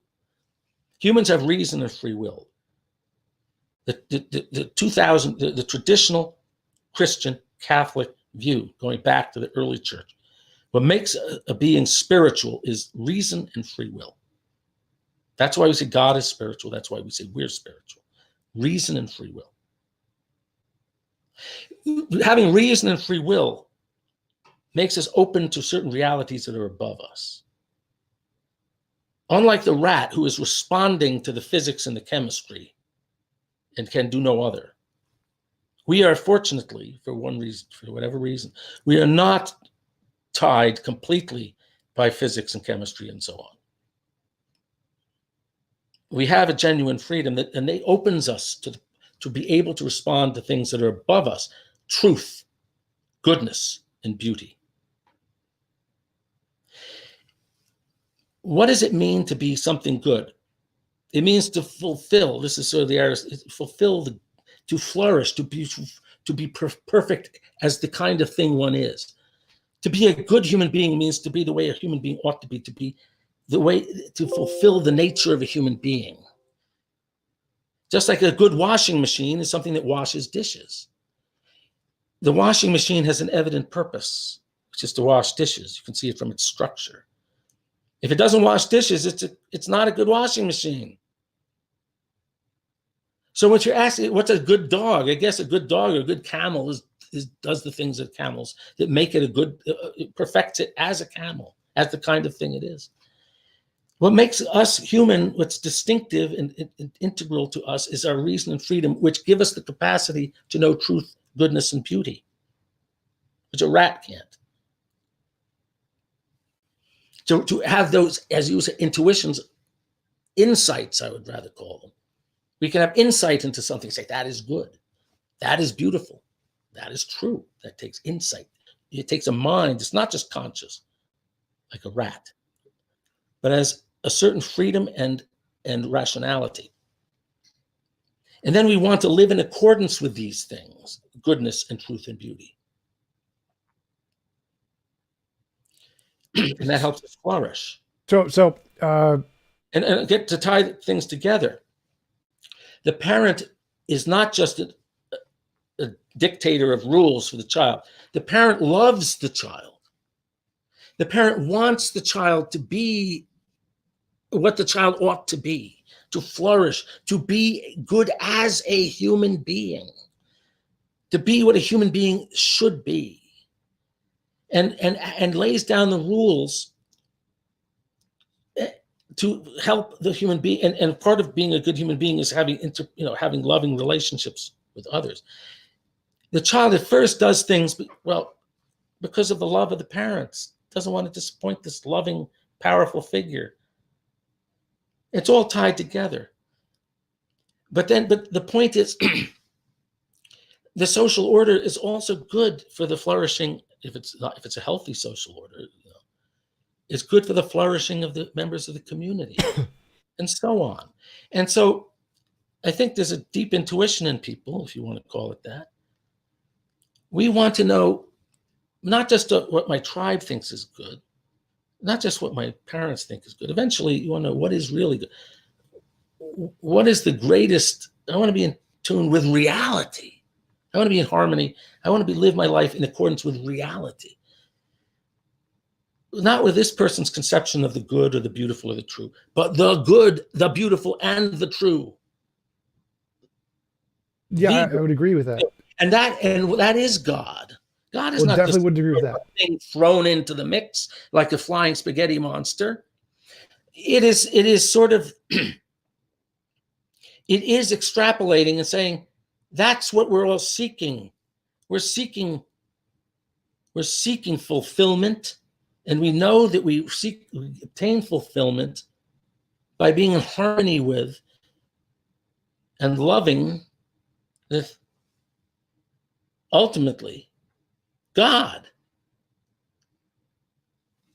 It's not just, we all can be somewhat satisfied with beautiful things, surround ourselves with beautiful things, and, with particular good acts, and knowing some truths, learning about history or learning about physics. And none of those will truly fulfill us. They are good. We should seek the truths about the world. Good. We should seek to do the good in particular circumstances. We should seek to make things beautiful and not ugly. But ultimately, it's truth, beauty, and goodness themselves which we ultimately will ultimately fulfill us. And that is the goal toward morality. Is sort of not just rules and do's and don'ts. It's about fulfillment. It's about being what you ought to be. Wait, so I'm totally, the ought thing doesn't seem to fit here. So for example, if we grant Christianity for the sake of the argument, say there is a God and acting in accordance with God's nature is moral and acting in contrary to God's nature is immoral. I didn't say ought anywhere in that statement. You don't even need the oughts. Ought is just a different label for saying it is an action that goes against God's nature. The ought really makes no difference to the statement whatsoever if it's an action against... What? Well, no, the obligation comes, ultimately, because you're dealing with obligation is not only an obligation of a person, and I think you have to be a person to have an obligation, as you have to have reason and free will. It's an obligation toward, I think, ultimately, person or persons. I'm obligated to my children in some sense because of a certain relationship that exists there. I am obligated to them. I am obligated towards people. If there were no other people in the world, I was alone on a desert island, I would not have much in the way of obligations. Let's leave God out of it for a moment. Well, I want to try to understand this. The point is, there's a God there. There's a person. Of course, God is supra-personal. Shouldn't imagine him as a person just like us. He's as much above personhood as, in the sense we are persons, as he's above it. He's not below it. He's not a thing. But it's a relationship between us and this being who actually caused us to exist in the first place. The whole universe only exists because God gave it existence. God willed it into existence, wills that it exists. And so there's an obligation there. There's an obligation of gratitude. So just, I need to... When we have been given everything by someone, we have an obligation toward that person, and gratitude. The central act of worship in the Catholic Church, Eastern Orthodox Church, and some Protestant churches is called the Eucharist, which is Greek for thanksgiving. Their ultimate obligation is thanksgiving to God. But we have, I think I think what you've done is you've decapitated it. You Okay, so show me how. So when I way up some notion of goodness as some sort of a physical relationship among objects, it doesn't work that way. Okay, show me. Answer my question here. So if God is the grounds of morality and acting in accordance with his nature is moral and acting in discordance with his nature is immoral, why is that not sufficient? Our nature is moral. That's okay, that's fine. So our nature as God intended us to be. That's fine. That's fine. That doesn't by understanding ourselves. So again, in the model I just presented, there is God and acting in accordance with his nature is moral and discordance is immoral. There are no oughts anywhere in there. In accordance with our nature. That's fine. That's fine. You can add that in too. There are no oughts. We can't act in accordance with God's nature because we're not God. Or yeah, we attempt to, essentially. We try to act as close as we can or whatever. Well, we try to become Christ-like, but remember, Christ was fully human as well as divine. We are, there are some ways which were analogous to God. Yeah, this is just a general analogy here. So is that's why the Catholic Church accepts and signs on to a lot of Aristotelian moral philosophy, because it's based on the good of the person, doing what is in accord with the nature of the person. Right. I'm not trying to give a detailed analysis of Christianity or Catholicism here. I'm just giving a simple analogy. So if we take this model that I'm presenting, just my model of godness, there's a God. Moral actions are those that act in accordance with his nature. Immoral actions are those that act in discordance with his nature.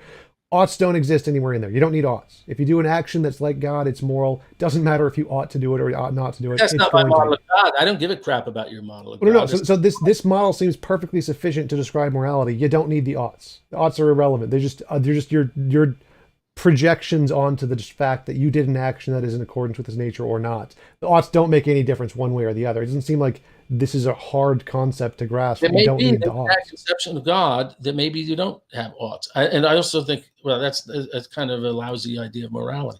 If God were just this being, who was dictating rules and we followed them, maybe just to avoid punishment or something, I don't call that morality either.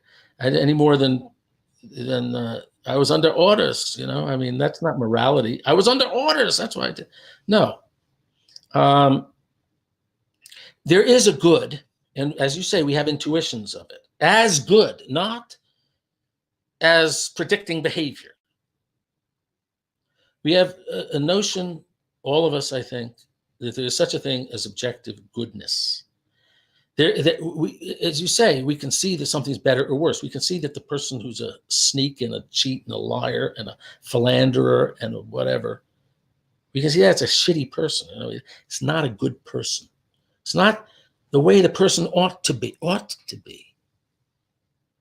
I mean, not the way the person ought to be. Not the way God wants that person to be, but also not the way the person ought to be. It's not perfect as a person.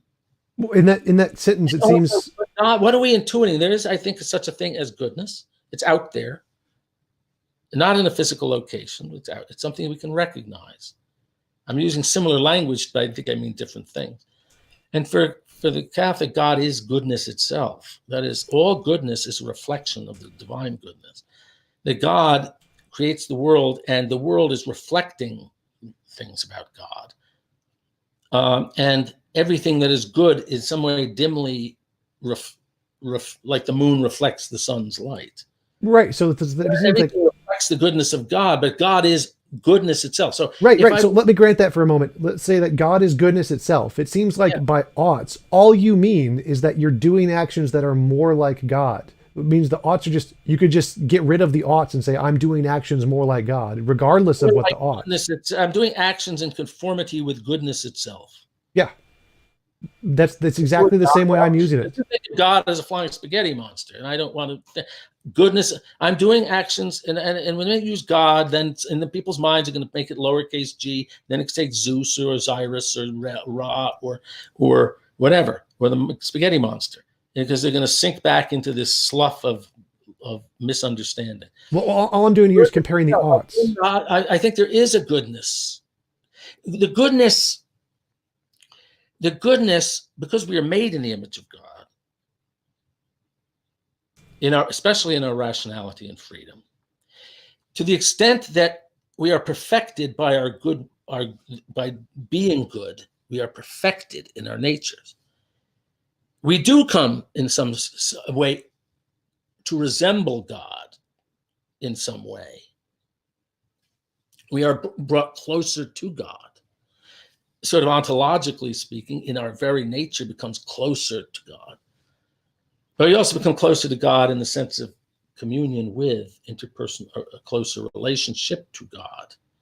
So just to clarify, your spouse, you become close to your friend, where your wills are aligned, and where you love each other, and you do the good because you love the good, you love God, and God loves you. I mean, yeah, you can try to strip away all that and say it, but the fact is, I think I'm not trying to strip away any of that. All I'm doing is I'm taking. I think you can have a system of morality without God. No. So I'm trying to make. I think it's a threadbare. I'm trying to make a point here. I'm trying to make a simple point here. I'm trying to say that you have two models of Christianity. One model, they're both God is the perfection, is goodness itself. God is goodness itself, and your goal is to try and become as godlike as possible. You're trying to act like God because that's the moral thing to do. One of these models, religious models, doesn't use oughts anywhere in the model at all. All it does is it says that an action that does move you closer to God is a moral action, and an action that moves you further away is an immoral action. I'm telling you where the obligation comes in with the correct theory of the account of God. Where does is that we have obligations towards people. And that could be to make it a kind of crude. If somebody gives me $10, I have an obligation to pay it back. I can be in debt to that person. And to think of obligation as a debt, something you owe. Now, if somebody gives me something, I owe to return it unless I give it as a gift and don't want it back. I owe it back. Now, there's a certain sense in which we can't give anything back to God because, as St. Paul says, since everything we have, our very existence, is from God. Everything we have, you can't. If everything I have is from this person, I can't give that person anything that wasn't already his. Okay, question real quick. So if God gave me all of it, first of all, God, we can have an obligation to a person. God is a person. By bringing him into the picture, I think I can say that I can explain partly how obligation arises, especially if that person gave me everything and gave me everything for a purpose, and he had expectations for me. If I give my child a college education and I want them to go out and make something of themselves, I don't care what. In some sense, I think they have an obligation at that point to make something of themselves. Not just to become a bum. And I'm not going to tell them what to do with their lives, but I'm saying if somebody gives you things with some certain expectations, that can cause there to be an obligation. Okay, so let's take that model and say, if you want an intuition on my part, I'm not going to derive obligation from physics. I can't. That's fine. I want to stick with this question here. So I'm using in an empirical approach.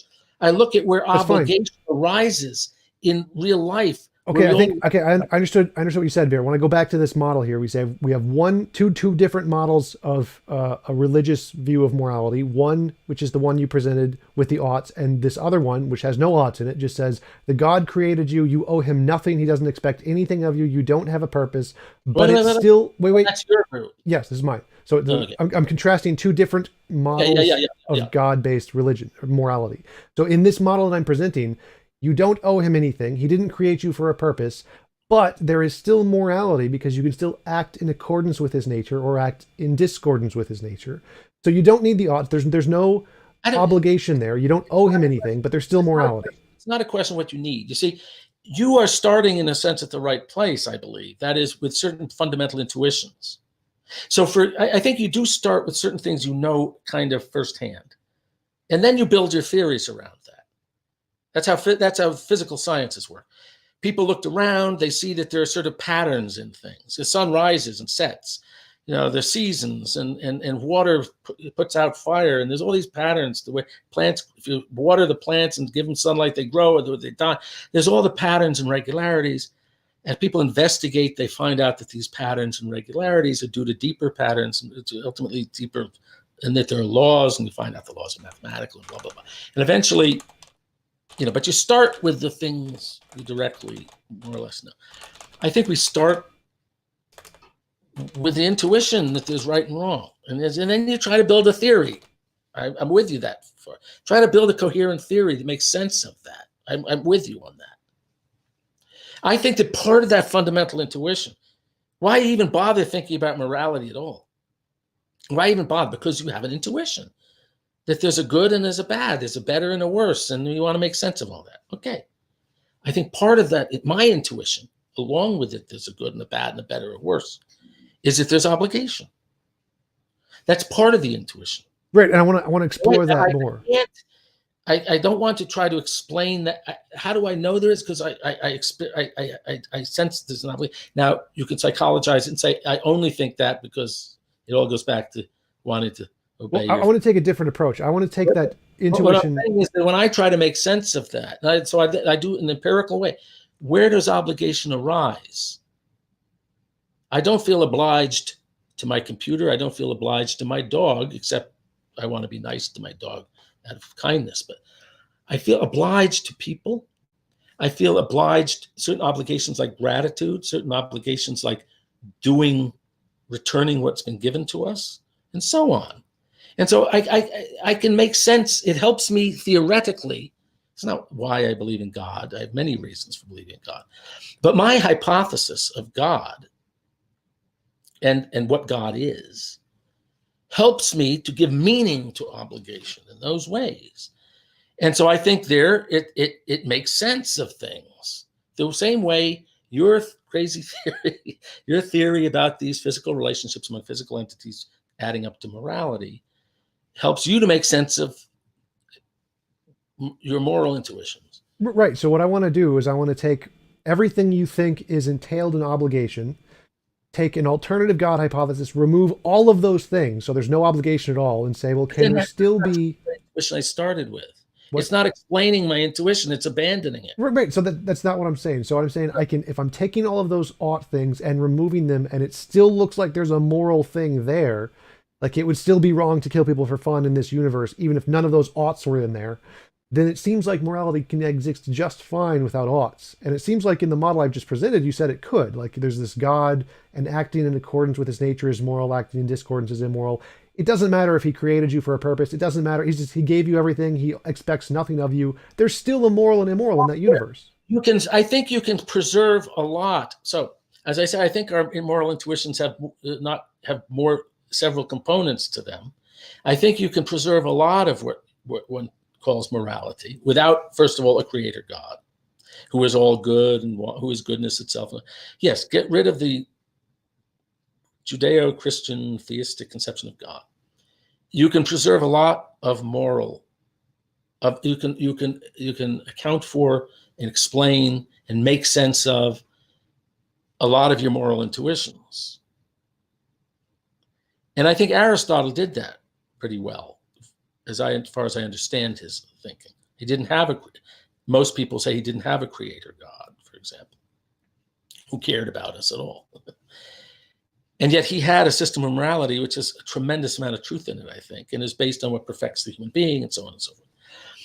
But I don't think you are fully capture, account for, explain, do justice to all our moral intuitions. And I think the sense of obligation is lacking there.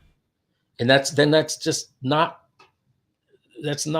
doing justice, full justice to the intuitions with which I'm trying to explain and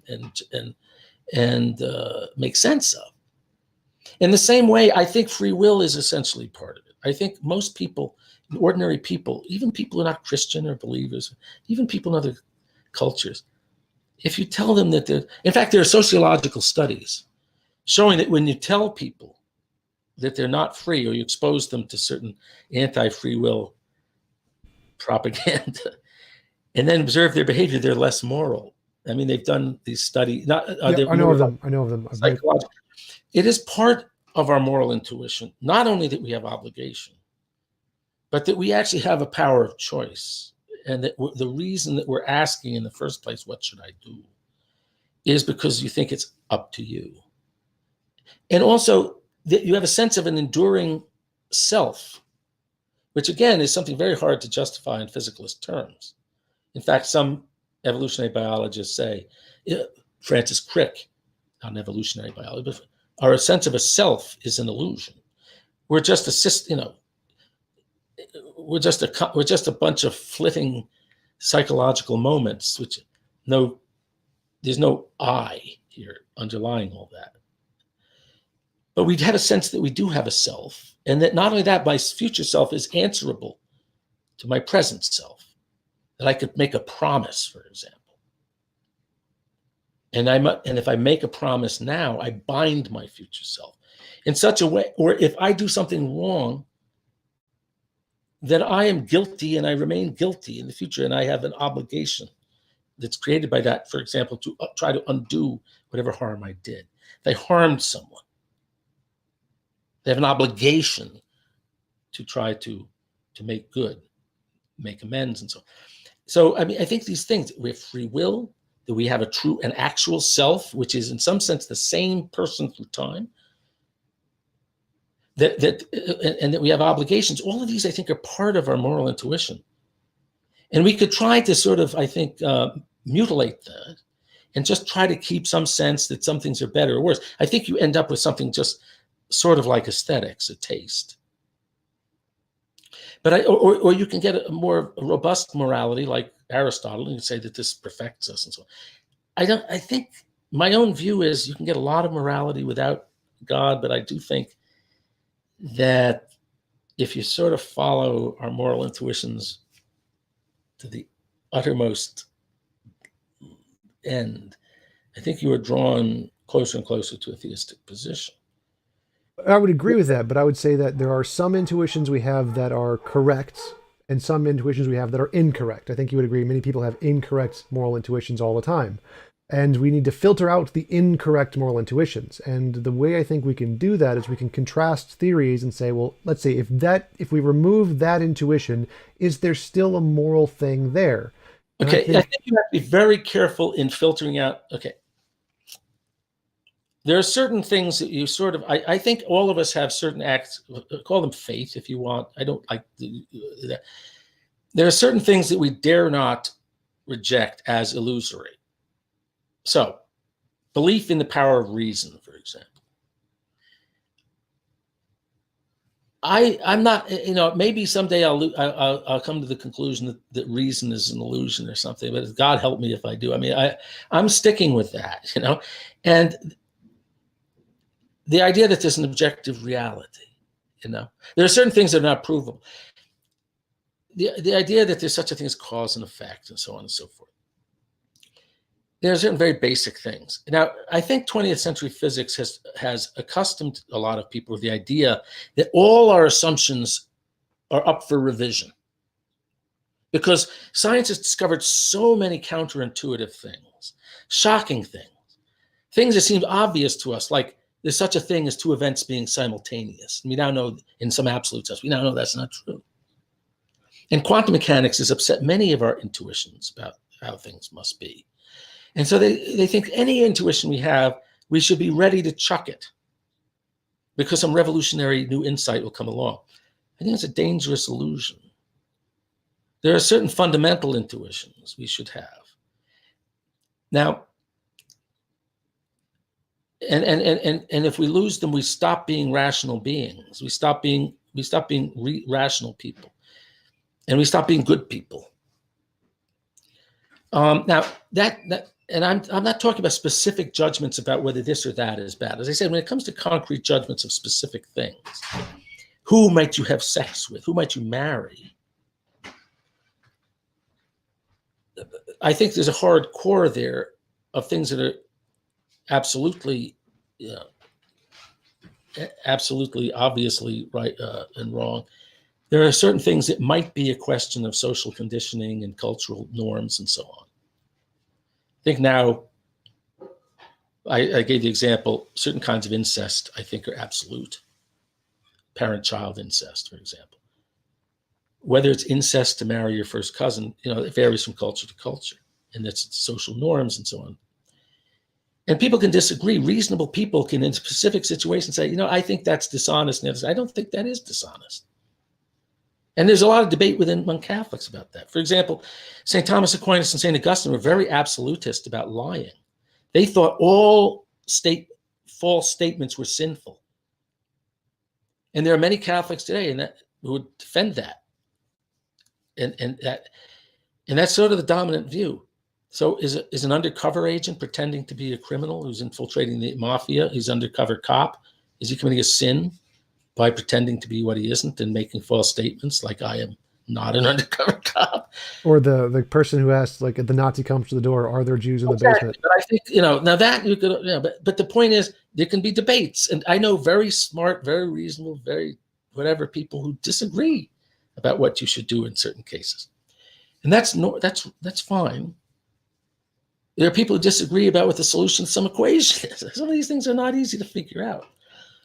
But that's those concrete judgments is one thing. But there's certain what I call fundamental judgments that if you start to revise them, you might as well, you've thrown away your sanity and your rationality. And I think somebody who says, for example, I just don't think there is objective morality.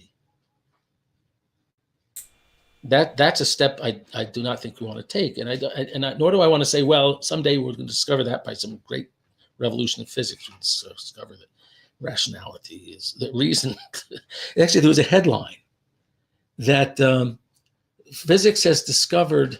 What was it now? There was some insane thing that objective reality does. There was some quantum mechanics experiment. It was a test of one of these things like Bell's inequality, or one of the paradoxes of quantum mechanics. And someone did an experiment, showed that the predictions of quantum mechanics, these very counterintuitive predictions, were right.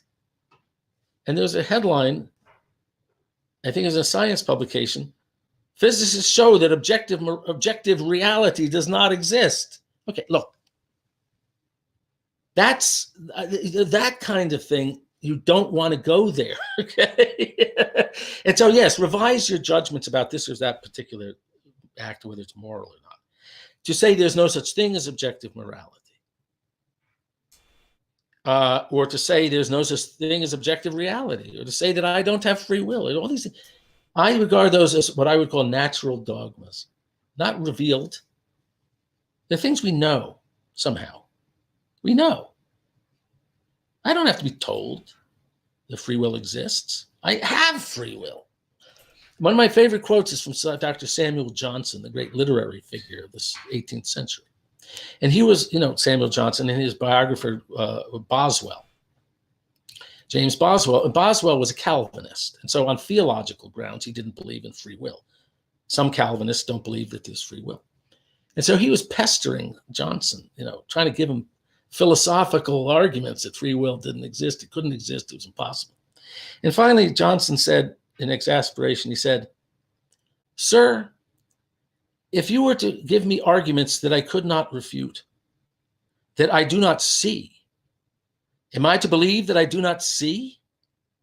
And that's my feeling. I see." To quote a physicist, I know that I have sensations of warmness or color and so on.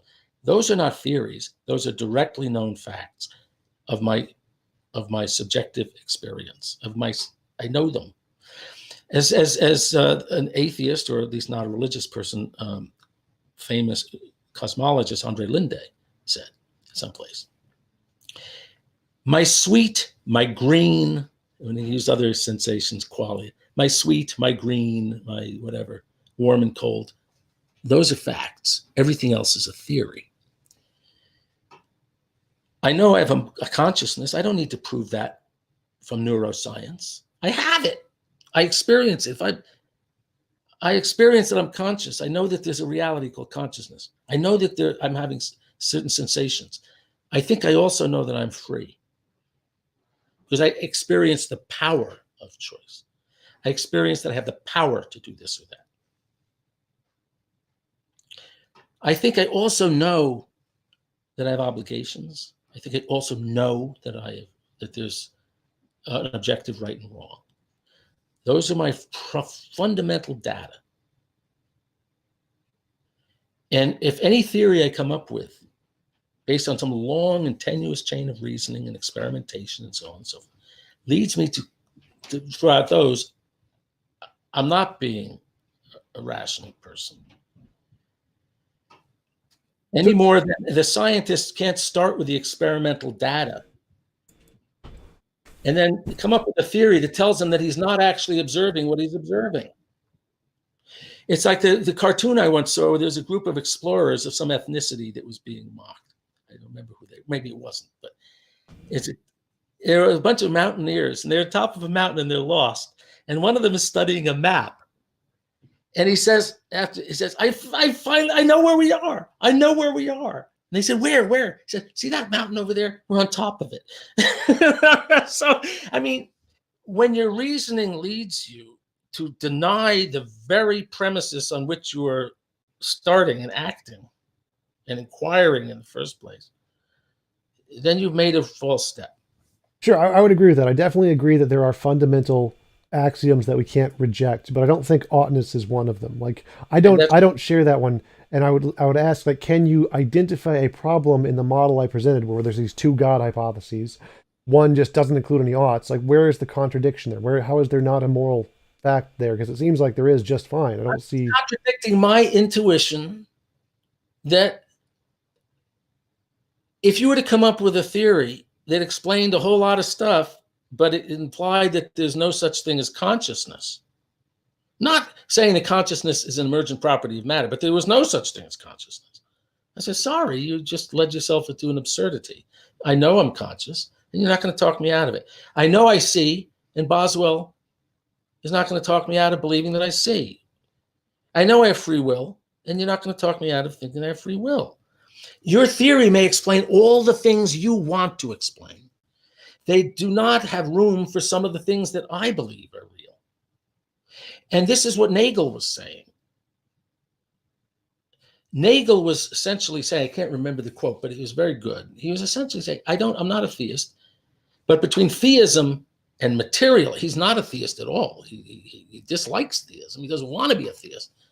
He said he hopes there's no God. He doesn't just believe there's no God. He hopes there's no God. I think he's confused about some things, but anyway.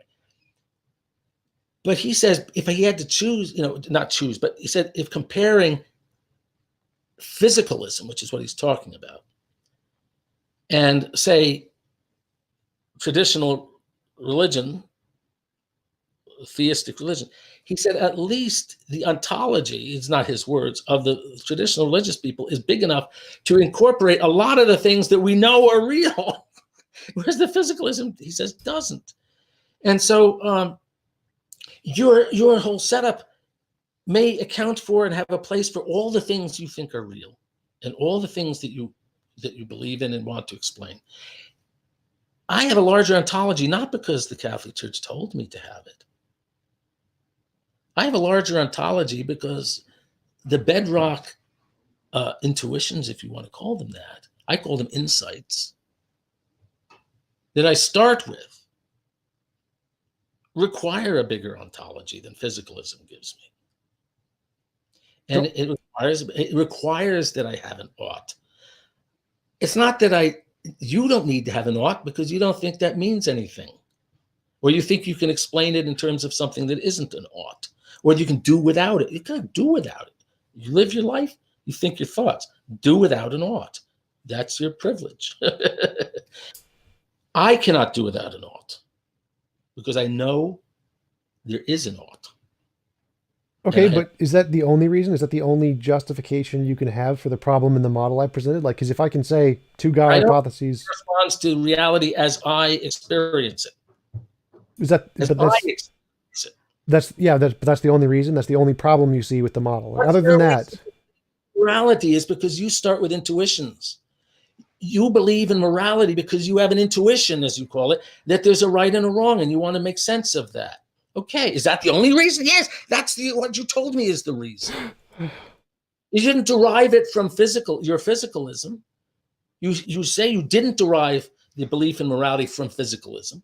You're starting with a fundamental intuition that there's such a thing as morality, and you want to try to make sense of it. And I have a right to do the same thing. Oh, absolutely. So I wouldn't disagree with that.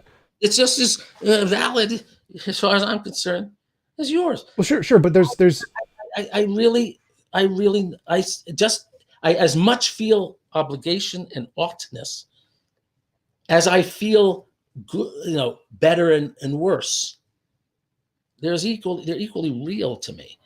They're features of reality. I don't like throwing out the data because of a theory. You should never throw out the data because you have a theory, which the data don't fit. To me, fundamental data, before we do any science, has to do with I would agree. But there's to the reality. But there's two stages there. Like if you have an intuition, like the world is flat, for example, we can say, well, actually, there's a lot of evidence that the world isn't flat.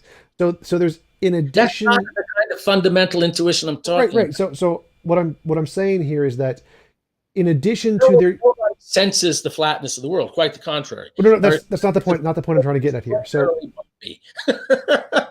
that's the point I'm trying to get at here is that you can have an intuition, and then that intuition can lead to a conclusion, and then there can be arguments for or against that conclusion. And so you can have the reason I believe this is here's this intuition, and here are these good arguments, and here's this good evidence. Yeah. But all you have is the intuition, fundamental assumption. The reason for throwing away a fundamental assumption the only reason I can imagine there being for throwing away a fundamental assumption, a conviction based on your very fundamental insights into the nature of reality, is that by making that assumption, you may be led logically to a conclusion which violates some other fundamental assumption. So, for example, if I were led to a conclusion which was logically incompatible with, if by reasoning from a belief in free will or something, I were led to the conclusion somehow that I was not conscious, I don't know how this can happen, or that logic should be abandoned. Okay, I had to choose between free will and logic. I'll throw out the free will.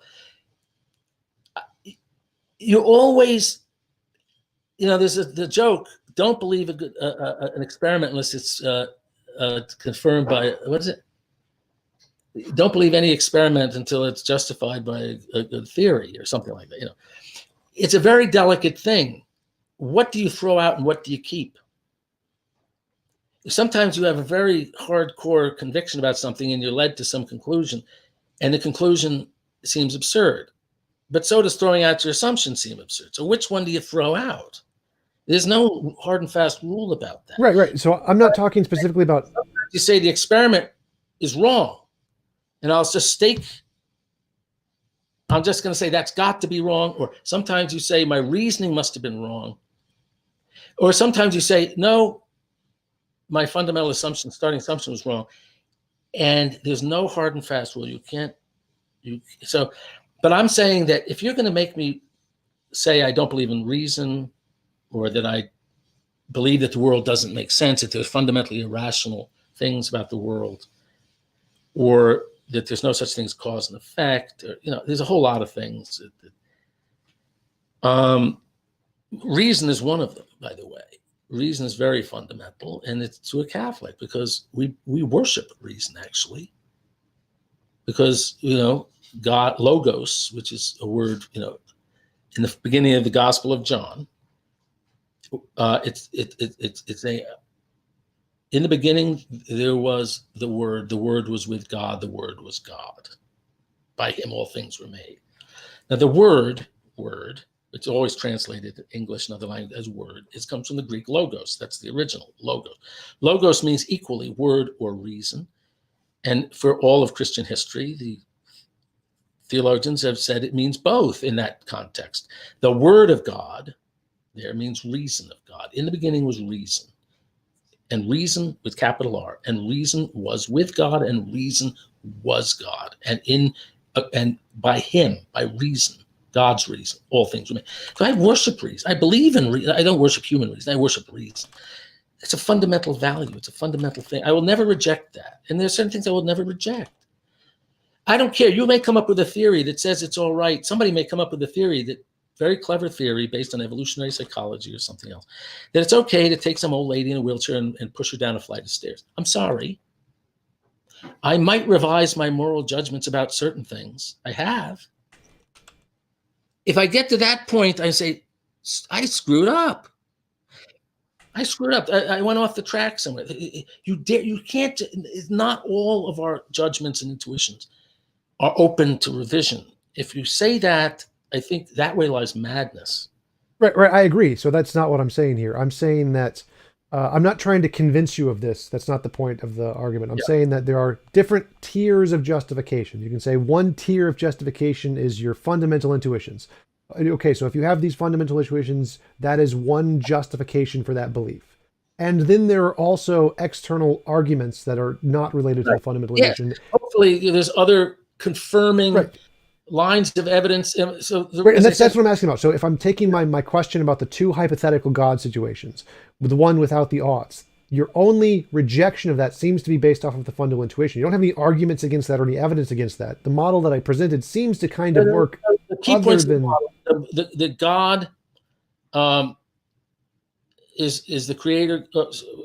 Now, give me your stripped down version of God again. So God created you. He gave you everything. He didn't create you for any demands and commands certain things.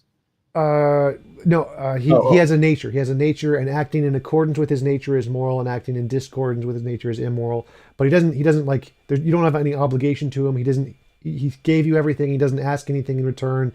He didn't create you for a purpose. It's just acting in accordance with his nature is moral, and acting in discordance with his nature is immoral. But no the thing.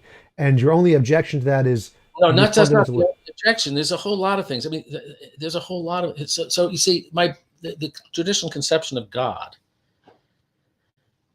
it helps explain all sorts of things. I mean, so for one thing, I tend to think that the universe. Well, we talked earlier. I think the universe has an order. I think God is the cause of existence. God is the one who ordained the laws that govern the physical world. I think God. I think things have a meaning. That is, because I believe. Well, I think the world was created. It has some meaning. I don't think if I would say that God was just sort of randomly doing stuff without any reason, without any purpose, without any sense to it. I mean, that's part of the reason I believe in God is this world seems to be a pretty well thought out place. And if God brought everything, moreover, if God brought everything to me, the idea that God has no purposes or no intentions, or doesn't. Aristotle's God did not care about us. I believe Aristotle's God didn't even know we exist. He was self-thinking thought or something. I don't know, but he didn't have any concern for us. That kind of God, I think, explains a lot less. As far as let me quote John von Neumann, not just because he was smart and because everyone knows he was sort of agnostic or unbeliever for most of his life, but he had some element of belief in him. And at the end of his life, when he was dying of cancer and he was sort of afraid of death, he sort of received the sacraments of the Catholic Church. Some say it was just a desperation move. But anyway, he is said to have said to his mother once in a letter, there probably has to be a God, because so many things are easier to explain if there is than if there isn't. And the reason I'm quoting that is because I think that the traditional conception of God allows one to explain a lot of different kinds of things. Sure, but wait a minute. So God, this alternative God hypothesis may explain certain things, but I don't think it explains other things. Well, I'm not trying to. So the only part of this analogy is to say, can you have a morality without oughts? That's the only thing. Nothing else matters. Fine-tuning doesn't matter. You can have all sorts of moralities. I think the lowest form of morality you could have would be the evolutionary psychology morality, where we trace everything to natural repugnances or attractions that are bred into us through natural selection because they have survival value, which could include, as some atheists say, even the illusion that we have obligation, even the illusion that there's an objective morality. They say that has survival value. So that's one low level of morality, that it's just a set of reactions we have. They're just electrochemical responses in our brains that have survival value that evolution has produced in us. No other validity than that. No obligation, no actual objective right and wrong. I think you can have a more robust, yours is somewhat more robust than that. Aristotle's probably more robust than yours. And so I think there's you can preserve more and more of actual morality. Of course, to preserve more and more, you have to make more and more assumptions. Right. So my question was that your only objection to this model of morality that I presented seems to be that it doesn't conform to your intuition. But if someone doesn't share your intuition, in a God on other, well, first of all, I believe in a God on other grounds. Right. This isn't about specifically about the God. That's another reason. So it's a confirming thing. So one, I find it inadequate because it leaves out obligation, or I can't find a way to make sense of obligation. One, but two, it doesn't meet up with other things. It doesn't cohere with and match other things I know, and so there's a whole set of reasons I don't like it. But as far as why, forget your alternative theology there. The only reason I will admit that I believe that there's such a thing objectively as moral obligation is because I feel that I have a fundamental insight into that can't be, I can't justify it on the basis of something else. It is something on the basis of which I justify other things. You always have to start with axioms, even in mathematics. There are certain things you can't justify from other things because that's an infinite regress. There's some things you don't have to justify. They're the basis upon which everything else gets justified. Reason itself and its validity is one of those things. To try to justify reason for reasons is, of course, silly because you're already assuming that you need reasons. So to say that you need reasons to believe things, I don't need to justify that. It would be self-defeating to try to justify that because I would be appealing to that principle in order to justify the principle. So there's certain things you don't have to justify. One of them is needing reasons for believing things. Another is, I think, the sense of obligation. And that's where I end. And you can say that's arbitrary, but I think all of us have certain beliefs. I don't think it's arbitrary. I think it corresponds to an insight that I'm having, and that I think most people have. And I think the burden of proof on something that is sort of generally believed by most ordinary people unreflectively about fundamental things like you're conscious, other people are conscious too, now I can give reasons why I think you're conscious, even though I can't experience your consciousness. But the point is that I think people who are sort of willing to revise everything. I'll never be convinced that solipsism is correct. You can't refute solipsism. There's no way you can refute it. I just do not believe in solipsism. Ask me why. A fundamental insight that I have into reality. I could say, well, if I was really the only being, then why does it hurt so much when I stub my toe? Because if I'm thinking all this up, I wouldn't think that up because I don't like it. Well, there's answers to that, but I mean, there are things you would not be that you can't prove. I mean, you talk about testable predictions. You always have to test. I make a measurement in the laboratory or something. I'm not an experimentalist. I make a measurement with a ruler, and I say, this is something actually I thought of when I was once trying to argue against a kind of a crackpot. There was a crackpot who was saying that the Earth is the center of the universe. And I was trying to prove to him, argue that actually you can tell whether something's accelerating or not. The more I thought about it, the more I realized there's always a certain circularity. So I thought at first it'd be very easy to show that it's the Earth rotating. that's accelerating and not the Earth not rotating, the whole universe rotating, because in both Newtonian and in relativistic physics, acceleration is an absolute. Velocity is a relative concept, but acceleration is an absolute concept. I thought it'd be easy, but then the more I thought about it, the more I realized there's a certain logical circularity. It's not really circular, but apparent. So I said, trying to decide whether something's accelerating is not quite analogous to trying to tell whether a line is curved or bent. If you plot on space-time on two axes, a thing that's going at uniform velocity will be a straight line. Something that's accelerating will be a bent curve. So it's analogous to saying, try to show that something's bent and not straight. But how do you do that? So you might say, okay, I know that this piece of wire that was part of a coat hanger, I know it's bent because I can take my ruler, which is straight, I compare. But the hardcore skeptic can say, no, I think the wire is straight. The fact that it doesn't line up with your ruler is because your ruler is bent. And I can say, well, wait a minute, I can look along the ruler. And I can see that if I look along something, I can see if it's straight. When I look along the wire, that's assuming the photons go in straight lines. But I can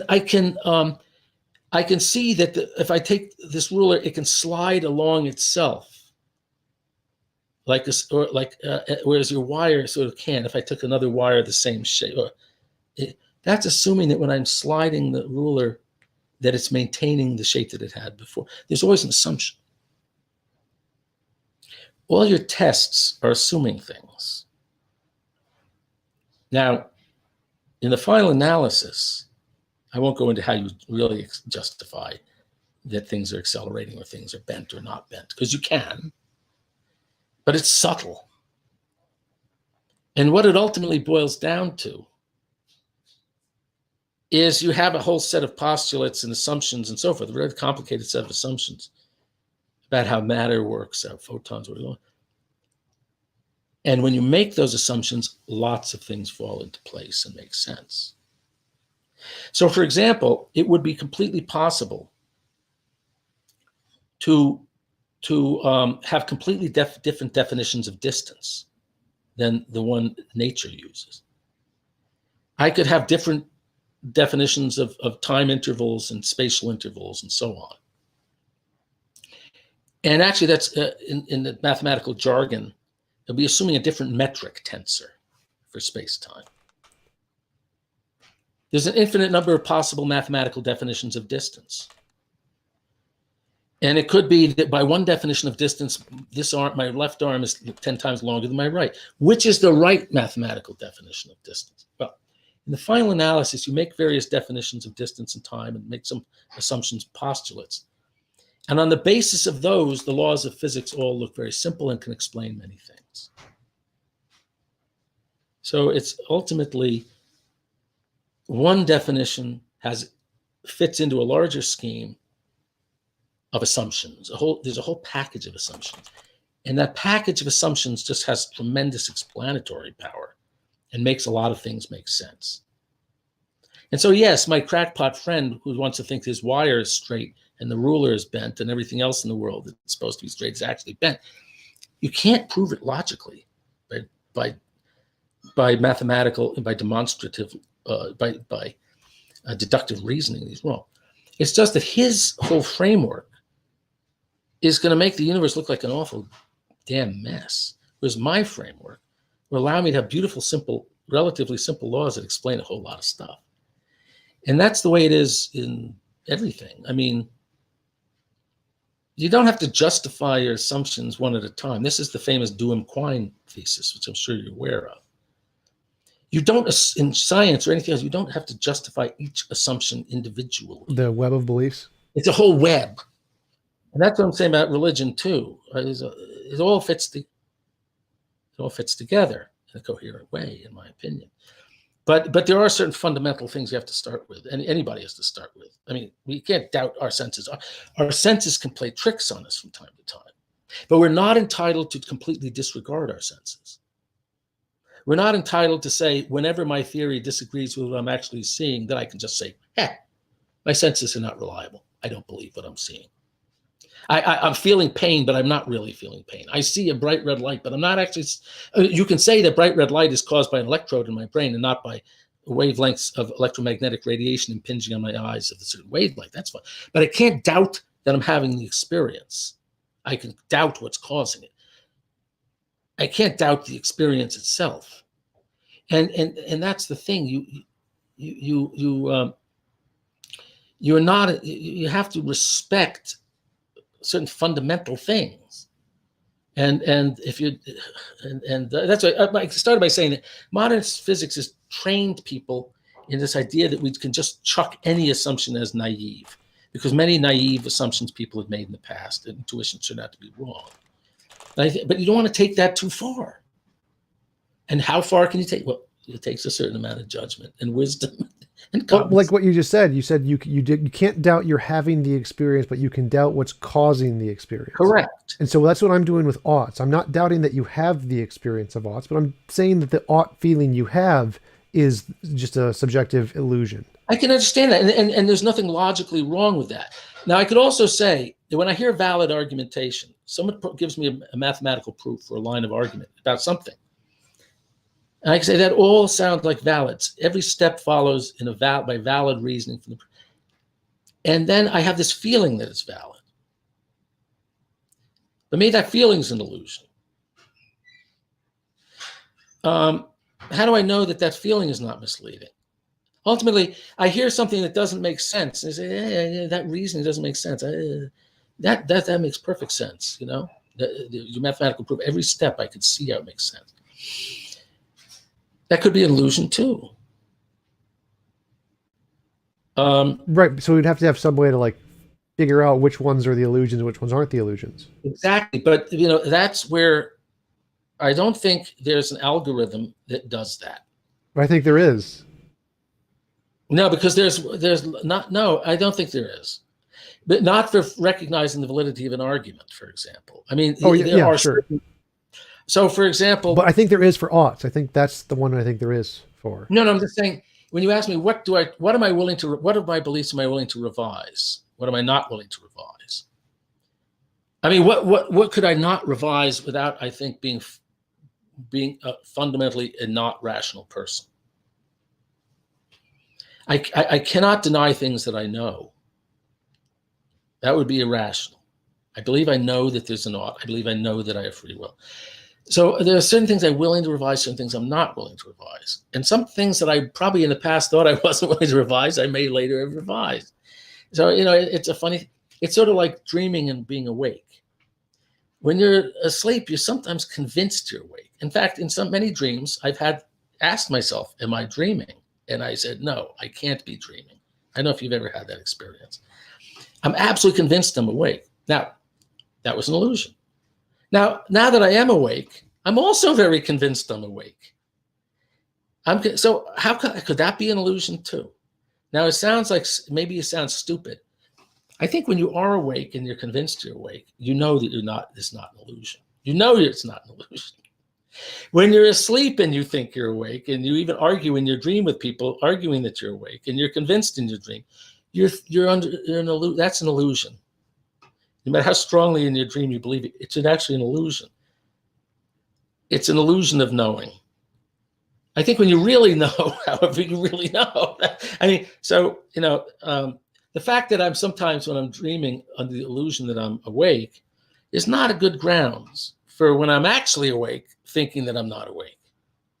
And it sounds crazy, but I think that's true. Sometimes my convictions turn out to be illusory. But I don't think that entitles one or forces one to be ready to accept the possibility in every one of your convictions that it might be illusory. I don't think I'm forced to do that. I have a conviction that I'm awake right now. Nothing can shake that.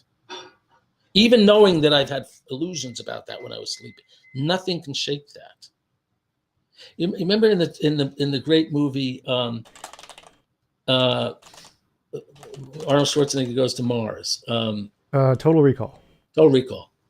And the guy tells him, "You're not here right now, and I'm not talking to you."